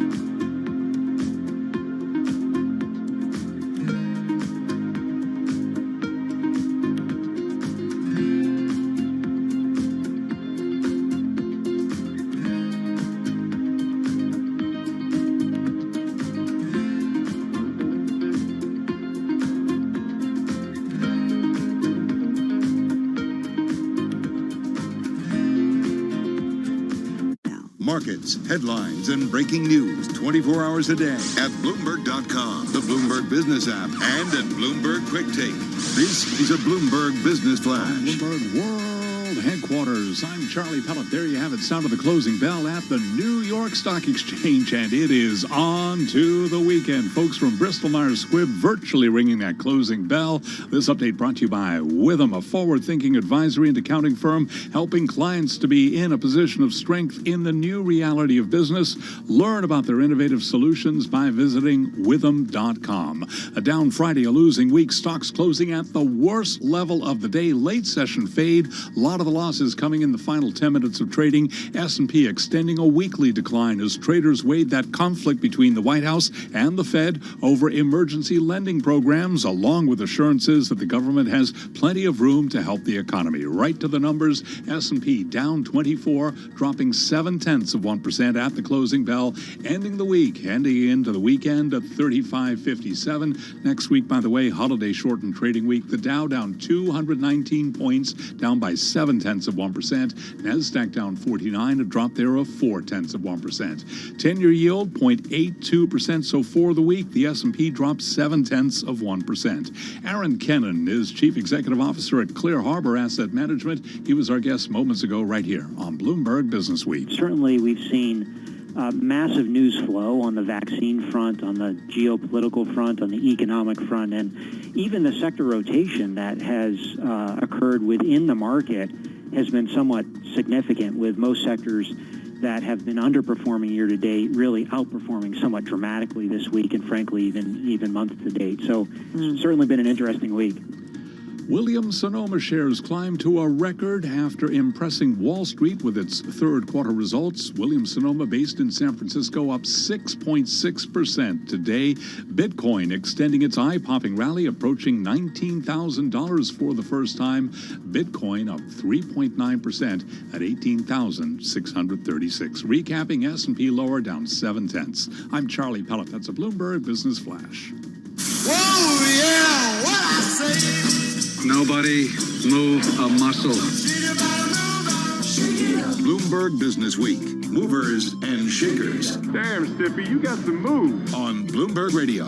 All right, everybody, time to dig a little bit deeper into the trade on this Friday. Joining me is Bloomberg News cross-asset reporter Sarah Panzak. I'm Carol Masser. So first of all, Sarah, I just want to do some diving into the S&P 500 and just kind of look at where we are in those major averages for the year overall. S&P 500, risk off. 340 names lower, 161 higher, 5 unchanged. But Sarah, I took a look. Dow's up 2.5% this year. S&P's up 10%. Nasdaq, certainly the outperformer, up 32%. You know it well. Russell's up about 7%. So look at those small caps. Bitcoin up 94% this year. It is unbelievable. Bitcoin made a bit of a quiet comeback all of a sudden. I know. It's no longer quiet. Bitcoin coming in on 19,000. You have much more of an institutional embrace. We think about that PayPal news that came out, kind of really lit the spark here. But now we just see the momentum rolling when it comes to Bitcoin. It's pretty amazing. But I do think it's so important to look at returns year to date. A lot of people kind of discredit Bitcoin and say, oh, your best performing asset class, at least a bit ago, was gold. But Bitcoin really did come on top there. But something that is so amazing to me when you do hear people looking at price action today. Sure, we had a little bit of a sell-off, not much. You look at the week. It was another meh day. Yeah, another meh day. a meh week, really. Right. The S&P did end lower on the week. The NASDAQ 100, if you look at it on a sequential basis, lower for a second straight week. But I just want to point out some numbers simply on the month, too, just to point out how strong the month of November has truly been. The NASDAQ up close to 8% still in November. The S&P still up more than 8% in November. Yeah. The Russell 2000 still up, and it did eke out a very, very slight gain today. Still up more than 16% in November for its best month since 2000. So by no means, yes, we may have seen a consolidation this week, a bit of a pause this week, a bit of sideways trading this week, but by no means are we seeing these massive November gains really take a toll. It's like you were listening to my market guest, Aaron Kennan, because he talked specifically about those monthly numbers, what you have seen when it comes to a lot of the sectors of the market like you just laid out. And what he said is, he talked something you've talked about, the rotation, whether it's energy, industrials, financials, materials, what you have seen in the last month has really been kind of an interesting and different trade. You've seen the market broaden out. I think it's interesting to look at the divergence between the headlines that we have been getting all month long. I mean, you think about the start of November with an election that by no means was a simple or easy to follow election. Doesn't that feel like 5 months away? It does feel like it feels like a year ago. Yeah, exactly. Okay. But the fact that we are in the midst of a contested election, we are seeing record cases of COVID-19 across the country, also rising cases around the world, as well as restrictions around the world.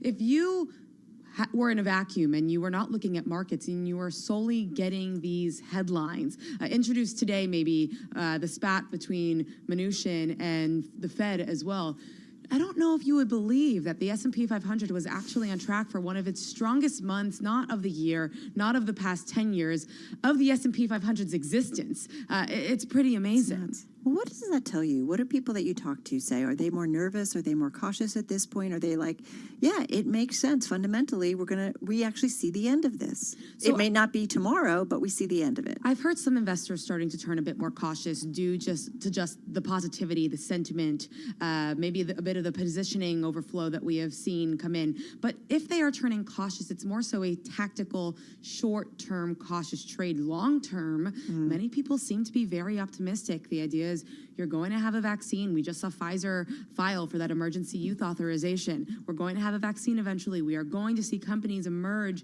from what was a very, very, very difficult year. We're going to see an economy normalize, and from there, you will see growth. You will see the start of a very new economic cycle. So the long-term outlook really is very optimistic. Pfizer, I love that you brought that up, and you talked about the difference between Pfizer versus Moderna. We really had very different trades in these two names. We have. It's quite striking when you think about you have two companies that are really at the forefront right now of really finding a path to the vaccine. Pfizer is still down on the year. Pfizer is down 1%. And when you just think of this, think about how much market cap Pfizer could potentially add to its company, how much value there is in bringing one of the most preeminent vaccines to the marketplace. Yet this is a company that has fallen in 2020. You compare that to the likes of a Tesla or a Zoom that has created billions and billions and billions of dollars of market cap in 2020, and they have not created something as material, you could argue, potentially, as Pfizer has during the pandemic, although obviously the use cases for their business practices are very different. Yeah, Tesla. That's going to be one of the other big stories of 2020, no doubt about it. Hey, Sarah, thank you so much. I always appreciate you coming on. Have a great, great weekend. Bloomberg News cross-asset reporter Sarah Ponzak breaking down the market trade on this Friday. You are listening to Bloomberg. All right, Dave, you're up. Hi, my name is Dave. Wilson, where are you? Wilson! Just what do you think you're doing, Dave? We're going for the price on Wilson. Open up the door, it's Dave! Who? Dave! Hey, Mr. Wilson! Hey, Mr. Wilson, it's time for the Friday stock of the day. Ticker is QRTEA. That's a lot of letters. It's a name, to be quite honest, I haven't heard of. Curate Retail, and that Curate starts with a Q because the company owns the home shopping television channel QVC. Also HSN and some online retailers. The company's controlled by billionaire John Malone's Liberty Media. Curate has traded since 2006. Back then, the company was Liberty Interactive. The Curate name surfaced in 2018. And there are two classes of shares with different voting rights. And the bigger class is Series A with that ticker you mentioned, QRTEA. Curate set a record high in August 2015 and then plummeted as much as 90% to a record low this past March. The stock has rallied since then and moved higher today on plans for shareholder payouts. Curate declared a special dividend of $1.50 a share, just as it did back in August. And the company also reaffirmed plans to buy back about $500 million of shares under a repurchase program. The company hadn't bought back any stock since last November. Put it all together, Curate Series A rose to its highest price since August of last year and closed with a gain of more than 12.5%. That's pretty cool. What are you doing this weekend, Dave? Oh, I'll be building desks. Building desks? It's a community project. We're helping people who can't afford desks. Man, you, Vince, you guys are just so wonderful. All right, good luck with that, Dave. My wife and I do it. All right, good stuff as always. All right, Dave Wilson, thank you so much. Let's get over to World and National News once again with Denise Pellegrini. Hi, Denise. Hey, Carol, thank you. President Trump releasing 2 contentious drug policies today. This is not an easy thing to do. Big Pharma ran millions of dollars of negative advertisements against me during the campaign, which I won, by the way, but, we'll find that out. Almost 74 million votes. Now, one of the drug policies could cut profit margins for Big Pharma. The other would allow smaller payments to partners. President-elect Joe Biden transition official Jen Psaki today saying President Trump's refusal to concede is hurting people's health and the economy, too. The Biden administration is going to be responsible for the distribution of the majority of 300 million vaccines. If that is delayed, that could impact small businesses. That could impact the economy reopening. And Vice President Mike Pence campaigning in Canton, Georgia today for GOP Senators Kelly Loeffler and David Perdue in their runoff races. We need the people of Georgia to stay in the fight to defend the majority. Stay in the fight until we send David Perdue and Kelly Loeffler back to a Republican majority. And election officials in Georgia announcing Joe Biden was the winner of the presidential race there, but then they corrected their news release and said certification would be coming later. COVID cases spiking across the nation. Connecticut Governor Ned Lamont telling Bloomberg Balance of Power he's trying to keep schools open. And global news 24 hours a day on air and on Bloomberg Quick Take. Powered by more than 2,700 journalists and analysts in more than 120 countries. I'm Denise Pellegrini. All right, Denise, thank you so much. You are listening to Bloomberg Business Week. Carol Massar joining me right now is our own Charlie Pellet. And I'm thinking, I'm a little bit Nomura, you're a little bit Carnival. There you Sorry. go. Yeah, without a doubt. You and I could do karaoke together on a cruise ship, and I think we would absolutely kill it. Or we'd empty the room like that. Back to the buffet, kids. And you just let that drop, me getting you on a cruise ship, but that's neither here nor there. I have been when I did my story on Carnival. I know, but what about 2020, 2021? Are you going on a cruise ship? But we digress. Let's talk about Nomura. Yeah, let's talk about Nomura first. There's actually 2 stories that really are virus-related. Nomura Holdings, first of all, planning to introduce flexible work on a permanent basis for its overseas staff. It's the latest global financial firm to consider such a move as the pandemic reshapes office life. I've been having lots of conversations. You have too, Charlie. You've been listening to them. People are thinking that workers are going to want a hybrid way of working going forward. And I think it's safe to say leaders are kind of amazed at how well it's gone. Just you wait. When this vaccine, when we've got this all settled. You so can't wait to always be in the office. I can. And you know what? I think not only managers, but employees. I mean, just in terms of networking, in terms of ideas, there are so many wonderful reasons to be back in the office instead of looking at a Brady Bunch Zoom call, trying to figure out who's what, trying to figure out who's speaking when.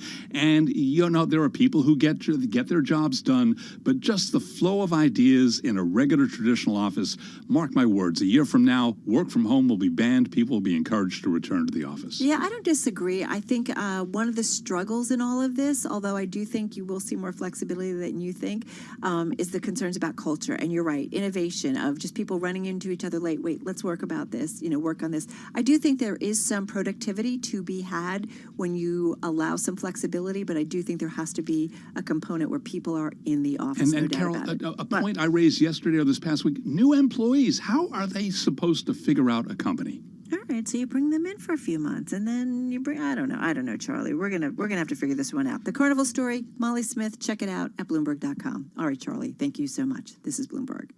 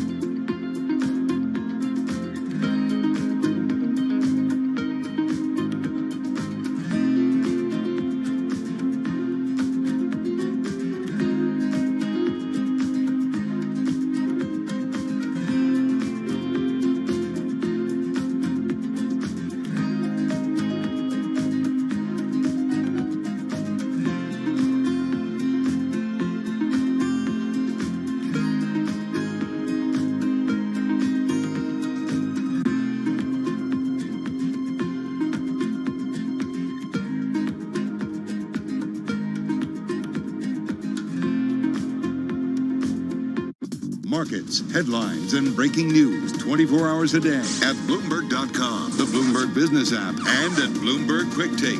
This is a Bloomberg Business Flash. From Bloomberg World Headquarters, I'm Charlie Pellet. Stocks extended a weekly decline on the week. S&P 500 index down 0.8%. Traders weighing that conflict between the White House and the Fed over emergency lending programs. A lot of the losses really coming in the final few minutes of trading. Late session sell-off here with the S&P ending the day down 24 points, lower by 0.7% at 3557. The Dow down 219 points, down 0.7%. Nasdaq down 49, a drop there of 0.4%.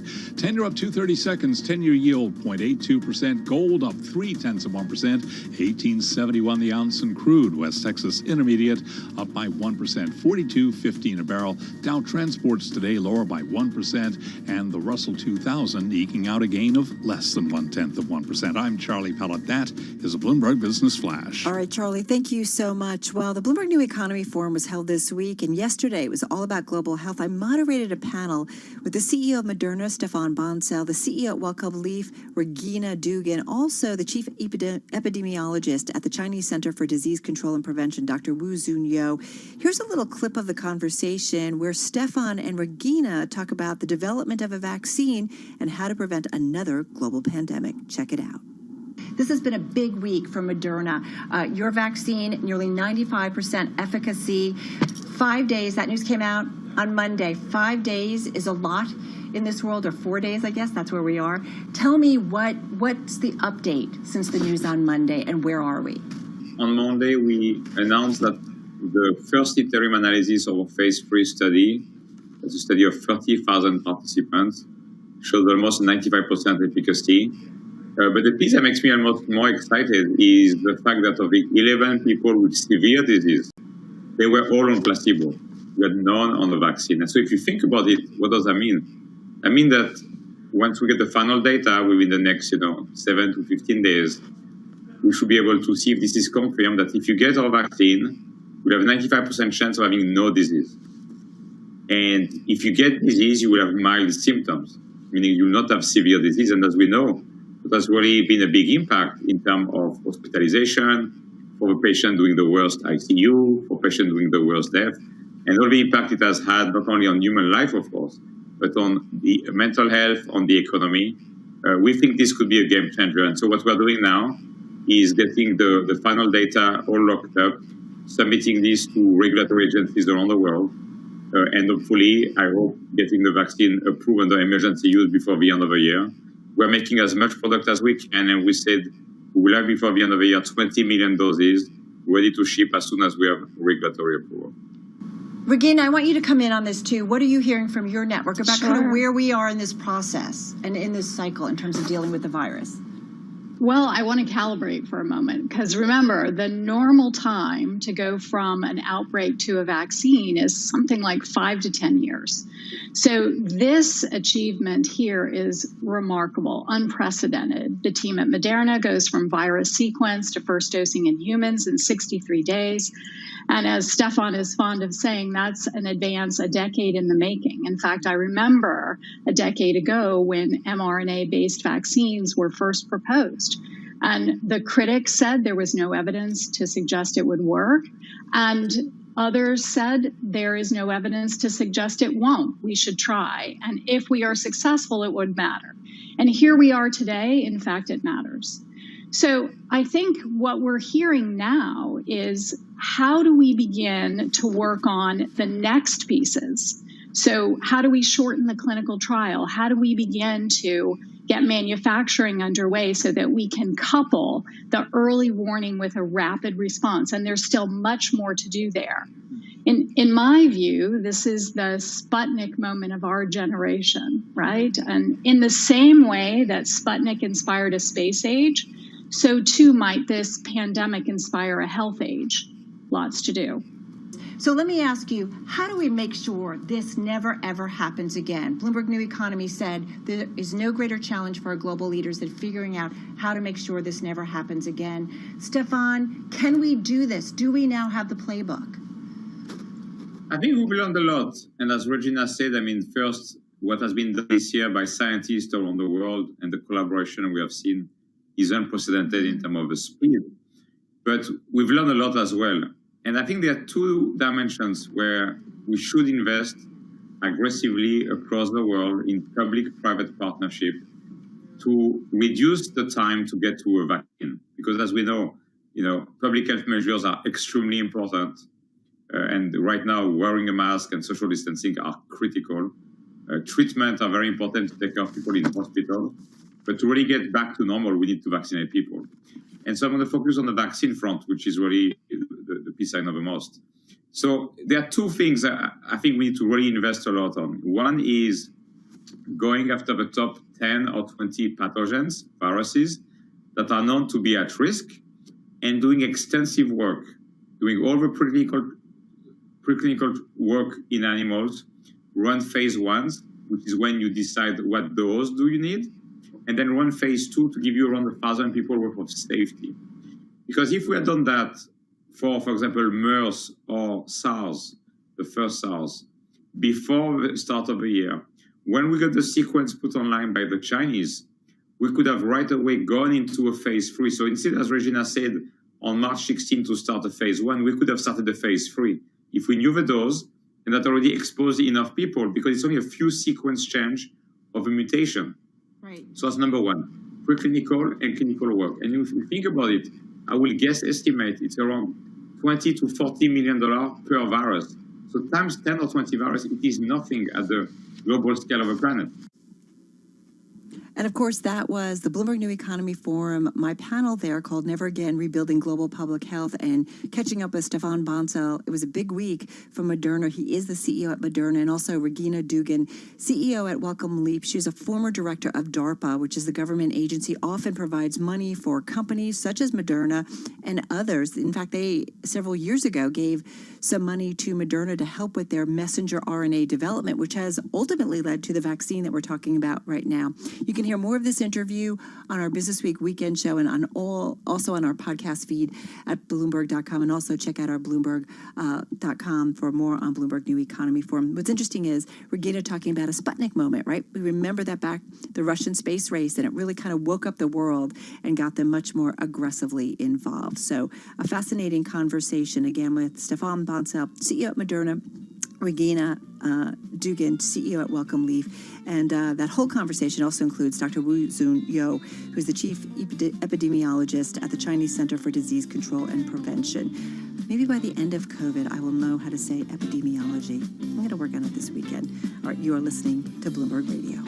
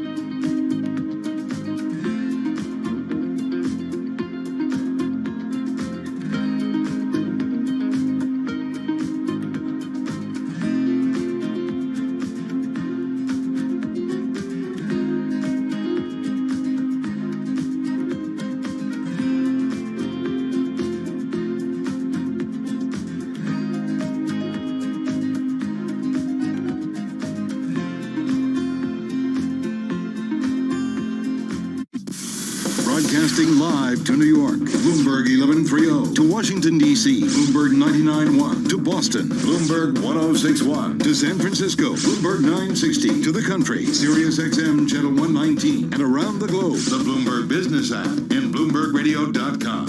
This is Bloomberg Business Week. You are listening to Bloomberg Business Week. I'm Carol Masser on this Friday. Coming up, we're going to talk with Axel Heifer. He's back with us. He's the CEO of Trivago. You know the travel industry has been hit really hard, so we'll get an update on that, what he is seeing, maybe what also visibility he is seeing. All right, first up, though, let's get back to Charlie Pellet with some of the news after the closing bell. Hi, thank you very much. Trivago shares, by the way, lower today by 0.7%. It was a down day across the board here. A lot of those losses coming really in the final few minutes of trading here, but the S&P did close at the worst level of the day. On top of that, a losing week. On the week, the S&P dropped by 0.8%. So the S&P extending a weekly decline as traders weighed that conflict between the White House and Federal Reserve over emergency lending programs, along with assurances that the government has plenty of room to help the economy. Torsten Slok is chief economist at Apollo Management, and on Bloomberg Television and Radio this morning, he said we've seen a shift in tone from central banks. As you all know, I used to work at the IMF, and there the main lesson is that the central bank should be telling politicians to spend less money. Now you both have in Europe and in the US, the central bankers almost asking and pleading politicians to spend more money. Please increase government expenditures. Please cut taxes. That is just a really unusual signal and tells you how significant the message is from the Federal Reserve at the moment in telling that we do need some more support. The 10-year up 132nd, 10-year yield 0.82%. Gold up $4 the ounce, up 0.2%. 1870 West Texas Intermediate crude up 1%, 42.15 a barrel. Equities lower, as I mentioned, with the S&P down 24 points, down 0.7%. The Dow down 219, down 0.7%. Nasdaq lower by 49, a drop of 0.4%. As I mentioned, crude oil did advance today. West Texas Intermediate crude up 1%. Baker Hughes says the number of drilling rigs in the U.S. fell by 2 to 310 over the past week. Crude oil rigs down 5 to 235. Checking some of the oil names today, ExxonMobil down 1.2%. BP lower by 0.2%. EOG Resources down 0.1%. And Pioneer Natural Resources lower by 0.9%. I'm Charlie Pellet. That is a Bloomberg Business Flash.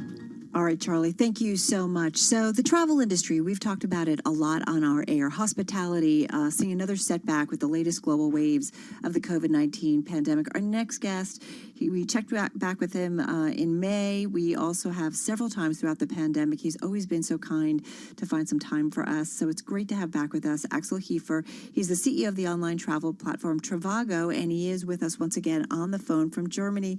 Axel, it is good to have you here with us. How are you doing? Yeah, I guess I know. What's the best way to describe it? We're hanging in there. We are basically back where, at least in Europe, we are back where we were in April, whereas the U.S. is still doing a bit better, but obviously in bad shape as well. Well, so what does that mean for you guys? And I know you have a global workforce. You guys have been dealing with this from day one. Does it feel like it was as it was back in April for you guys? Have you made some adjustments or even just adjustments in your expectations about kind of how long it takes for the travel industry to get back to normal? Yeah, as a business, I think we are in much better shape because there is much more visibility what the next 12 months will look like. We have significant progress in vaccine development. The testing has become much faster and cheaper. And we are almost 1 year in the pandemic and also have some data that we can rely on. So we are quite positive for a sustainable recovery starting really in early next summer for our employees and I guess for all of us. However, I think we are in worse shape right now than we were in March because we are now not heading into the summer where everybody was expecting that things would get better, but we are heading into the winter where everybody is expecting, like in a normal flu wave, that things will get worse. So the emotional stress on our employees is greater than it has been in the first lockdown. I've had a lot of conversations with leaders about that specifically. We know it's a global health pandemic, but health covers so much, right? It's your physical health as well as your mental health. So what are you doing to help out your employees? Yeah, so there's only so much you can do. I mean, we are obviously trying to be very transparent. So we've got very frequent all hands. Everybody can ask any kind of question. We've brought forward our strategy process for next year so that now everybody can prepare for next year and is looking forward. And I think that is from a psychological perspective the most important thing, that you have something to look forward to and that you have hope that things are getting better. Rather focusing too much on the present, which can be, in particular in Europe right now, be quite depressing. Well, and it's interesting, from what I understand, you are among the group that really think that we've got to, as a member of the travel industry, have to kind of remind everybody that it's not smart to push everybody back to think about traveling, that we've got to be smart about kind of where we are so that we can get this under control. Absolutely. So I think there are basically two things that are really, really important. One is to manage the number of infections, and for that, obviously, traveling is not good, and any kind of social contact is not good, and that's where most of the European countries currently are in. But it's equally important also to give some hope and something to look forward to, and there, we as a business look forward to the summer, which is obviously our peak season, and are there quite confident. But I think it's also important for the society overall to be able to look forward to something, to a significant improvement. And for that, the last 2 weeks in particular, I think, have been good, in particular with the news about vaccines. Yeah, let's talk about that, because it's something we've seen certainly when it comes to the travel industry, specifically the hospitality industry. We see stocks move specifically on that news. Having said that, as soon as we get the news, about 2 weeks ago from Pfizer initially, and today Pfizer did file with U.S. regulators for an emergency use authorization of its COVID-19 vaccine. But as soon as we got the news from Pfizer, Moderna quickly also were many stories that followed that said, hey, we got to slow down. There's logistics, there's getting it out there. There's just a lot of questions, too, about the efficacy or how long-lasting that efficacy is. I mean, there's still a lot of questions. We got about a minute, and then we'll come back and talk more. How do you see it in terms of the vaccine? Yeah, so I think it was clear for quite some time that there would be vaccines available. The positive news to us is that the effectiveness is much greater than what a lot of people had hoped for. Having said that, the likelihood that it will have a real impact on the first half of the year, I think, is quite small, given that it will take some time and it will first focus, obviously, on the high-risk groups.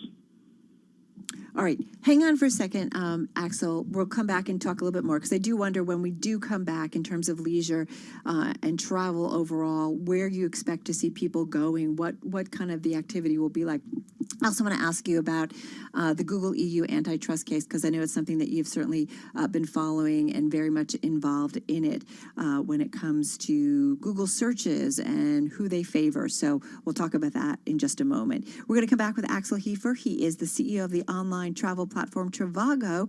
He is with us on the phone from Germany. Quick reminder of how stocks closed on this Friday. It was kind of a week where stocks didn't go much of anywhere, but a little bit lower on both the S&P and the Dow. The Nasdaq just down about 0.4%.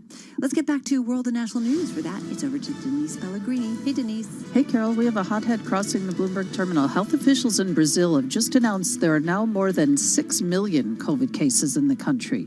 COVID cases spiking here in the U.S. Almost 12% of hospital beds said to be filled with COVID cases on average nationwide here. But Dr. Ian Lustbader, he's clinical associate professor of medicine at NYU Langone Medical Center, and he tells us here on Bloomberg Business Week, the rapid test has a reputation for showing false positives. Someone may go for a nasal swab and antigen. We know no test is 100% accurate, and then they get a follow-up PCR test that's negative. So I think we have to be very careful with this positivity rate as a threshold. And Lustbader saying that is especially true when making decisions on school closings. And that's something on the mind of Connecticut Governor Ned Lamont. He told us today he's trying to make sure kids get that face-to-face learning they need. And I'm doing everything I can to keep our schools open. I just think it's vital for the kids' mental health and educational health and public health. We're finding, especially K through 5, very low infection rate there. So we're probably following the European model. President Trump meeting with GOP members of Michigan's legislature today. Election officials in Georgia have now confirmed for real Joe Biden is the winner of the presidential race there. Now Republican Governor Brian Kemp has until 5 p.m. tomorrow to certify the state's 16 presidential electors. He'll be holding a news conference later this afternoon. And Dr. Fauci reassuring kids worried about contaminated Christmas presents. He tells USA Today Santa Claus can't catch or spread the virus. I'm Denise Pellegrini. This is Bloomberg. Well, of course, we know that. I mean, Charlie Pellet, of course Santa can't spread the virus. Well, there you go. All right. Big question, though. What impact might the virus have on economic forecast for early into 2021? And we got a report today from J.P. Morgan Chase with their economists warning of a contraction early next year. Yeah, exactly. So the world's largest economy, according to J.P. Morgan Chase, expected to shrink at a 1% annualized pace in the first quarter. So we're talking about January to March. They put out their 2021 U.S. outlook, and they said that would follow an estimated growth of 2.8% in the fourth quarter. And of course, we knew we had 33.1% expansion in the third quarter, which was a huge, tremendous bounce back after a huge, tremendous fall off in the second quarter, a record contraction we saw in that second quarter. So what they said specifically, Michael Feroli over at J.P. Morgan, while the economy powered through the July wave, at that time the reopening of the economy provided a powerful tailwind to growth. And they also said the economy no longer has that tailwind. Instead, it now faces the headwind of increasing restrictions on activity. Here we go again, Charlie. Exactly. And from what I've been hearing from a number of economists, I mean, on surveillance this morning, Bloomberg Television as well this morning, a lot of them are saying next several weeks, next couple of months, that's very tough to call. We're not sure what's going to happen. However, into 2021, they seem a little more clear just in terms of the impact from vaccines and what that will have, what effect that will have on the virus. So things seem to be cloudy short term, perhaps a little more certainty, a little longer term, which is not always what you get. Right. So roll out your letters of the alphabet. Will it be a V? Larry Kudlow, White House economic advisor, he expects the V-shaped recovery to continue beyond January. Other folks talk about a W, where we go, which would I think J.P. Morgan would be in that camp. We go to another downturn. And then, of course, you have to keep in mind that I think in the backdrop is that K-shaped recovery that Peter Atwater over at William & Mary has talked about. I think it's so smart. Some people haven't really felt much because of the pandemic or the shutdown. Others have felt it disproportionately. So certainly something to think about. I think right now there's a lot of questions about what 2021 is like. This is Bloomberg.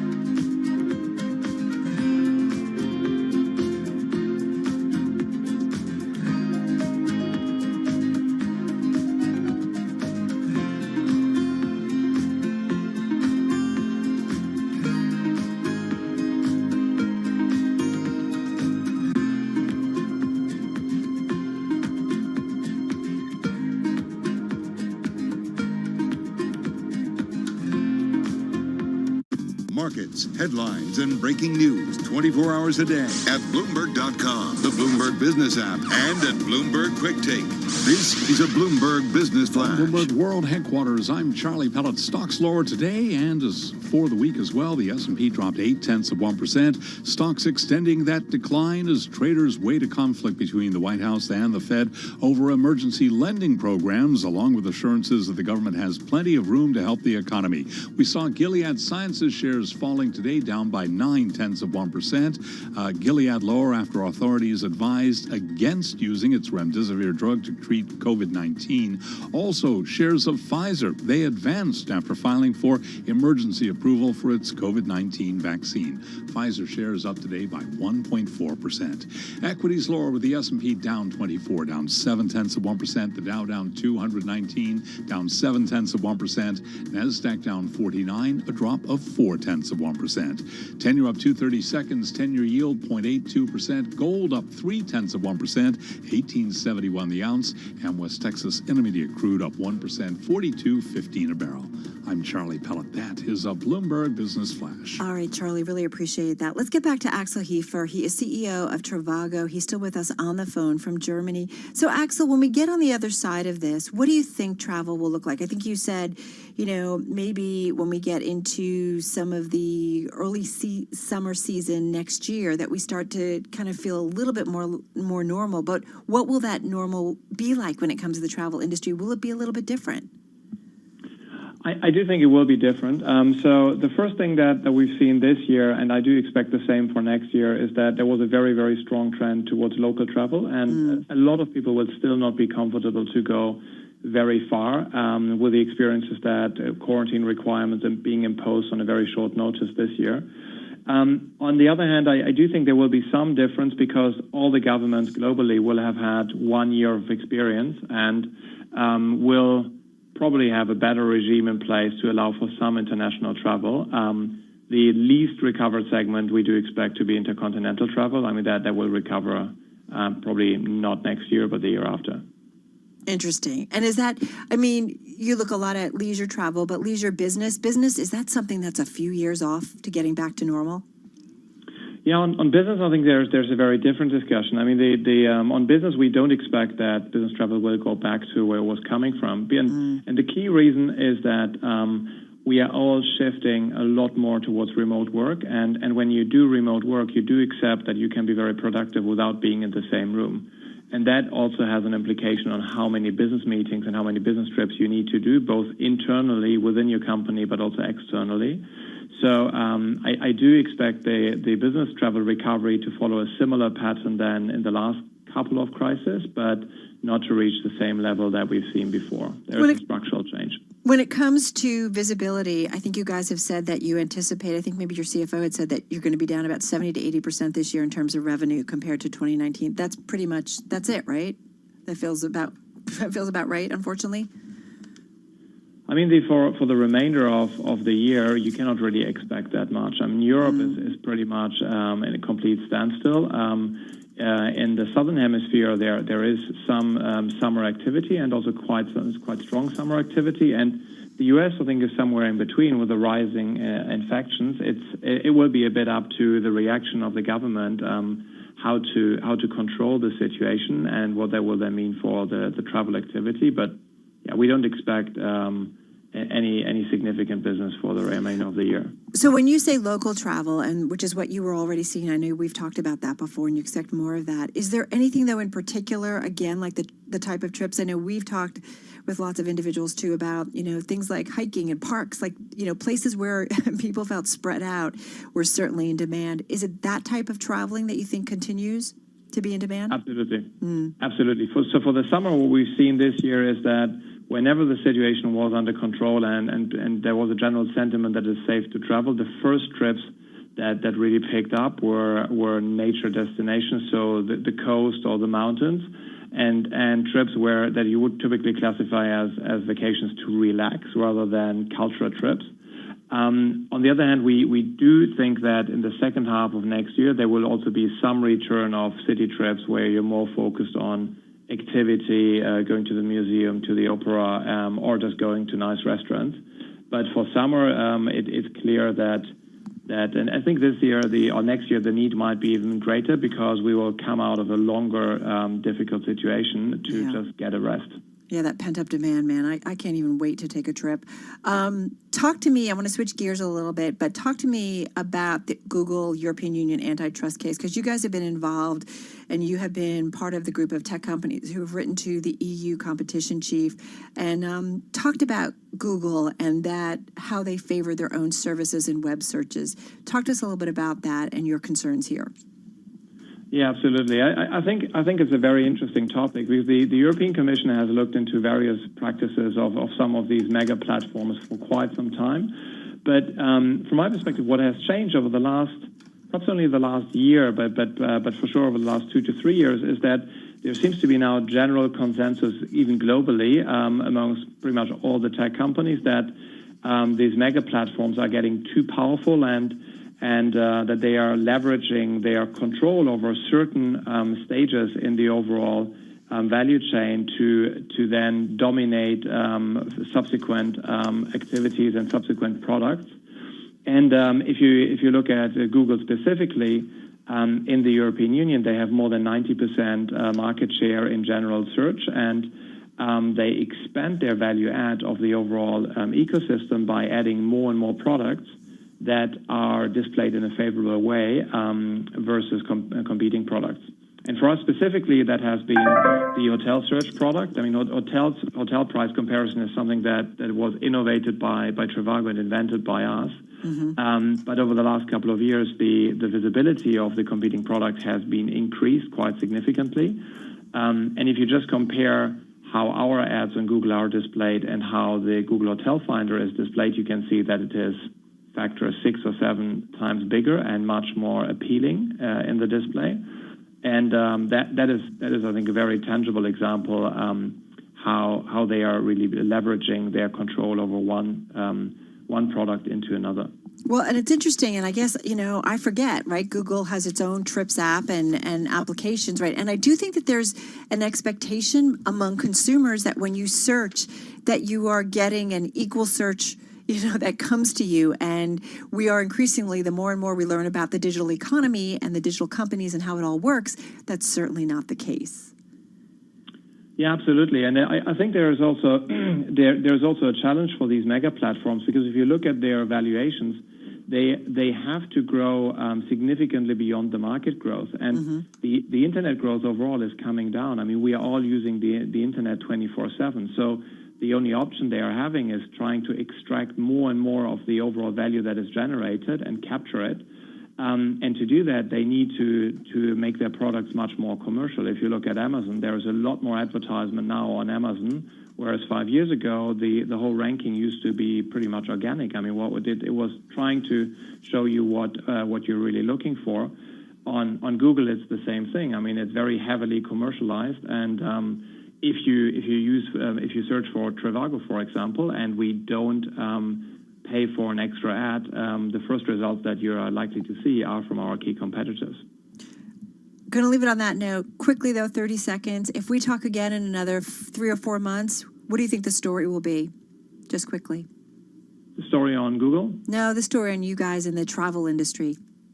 In 3 to 4 months, we will be on the other side of the winter, and we will be much more optimistic because we will have much better visibility when the summer will start and how the future will look like, because we think that sustainable recovery is starting next year, and it will not recover immediately.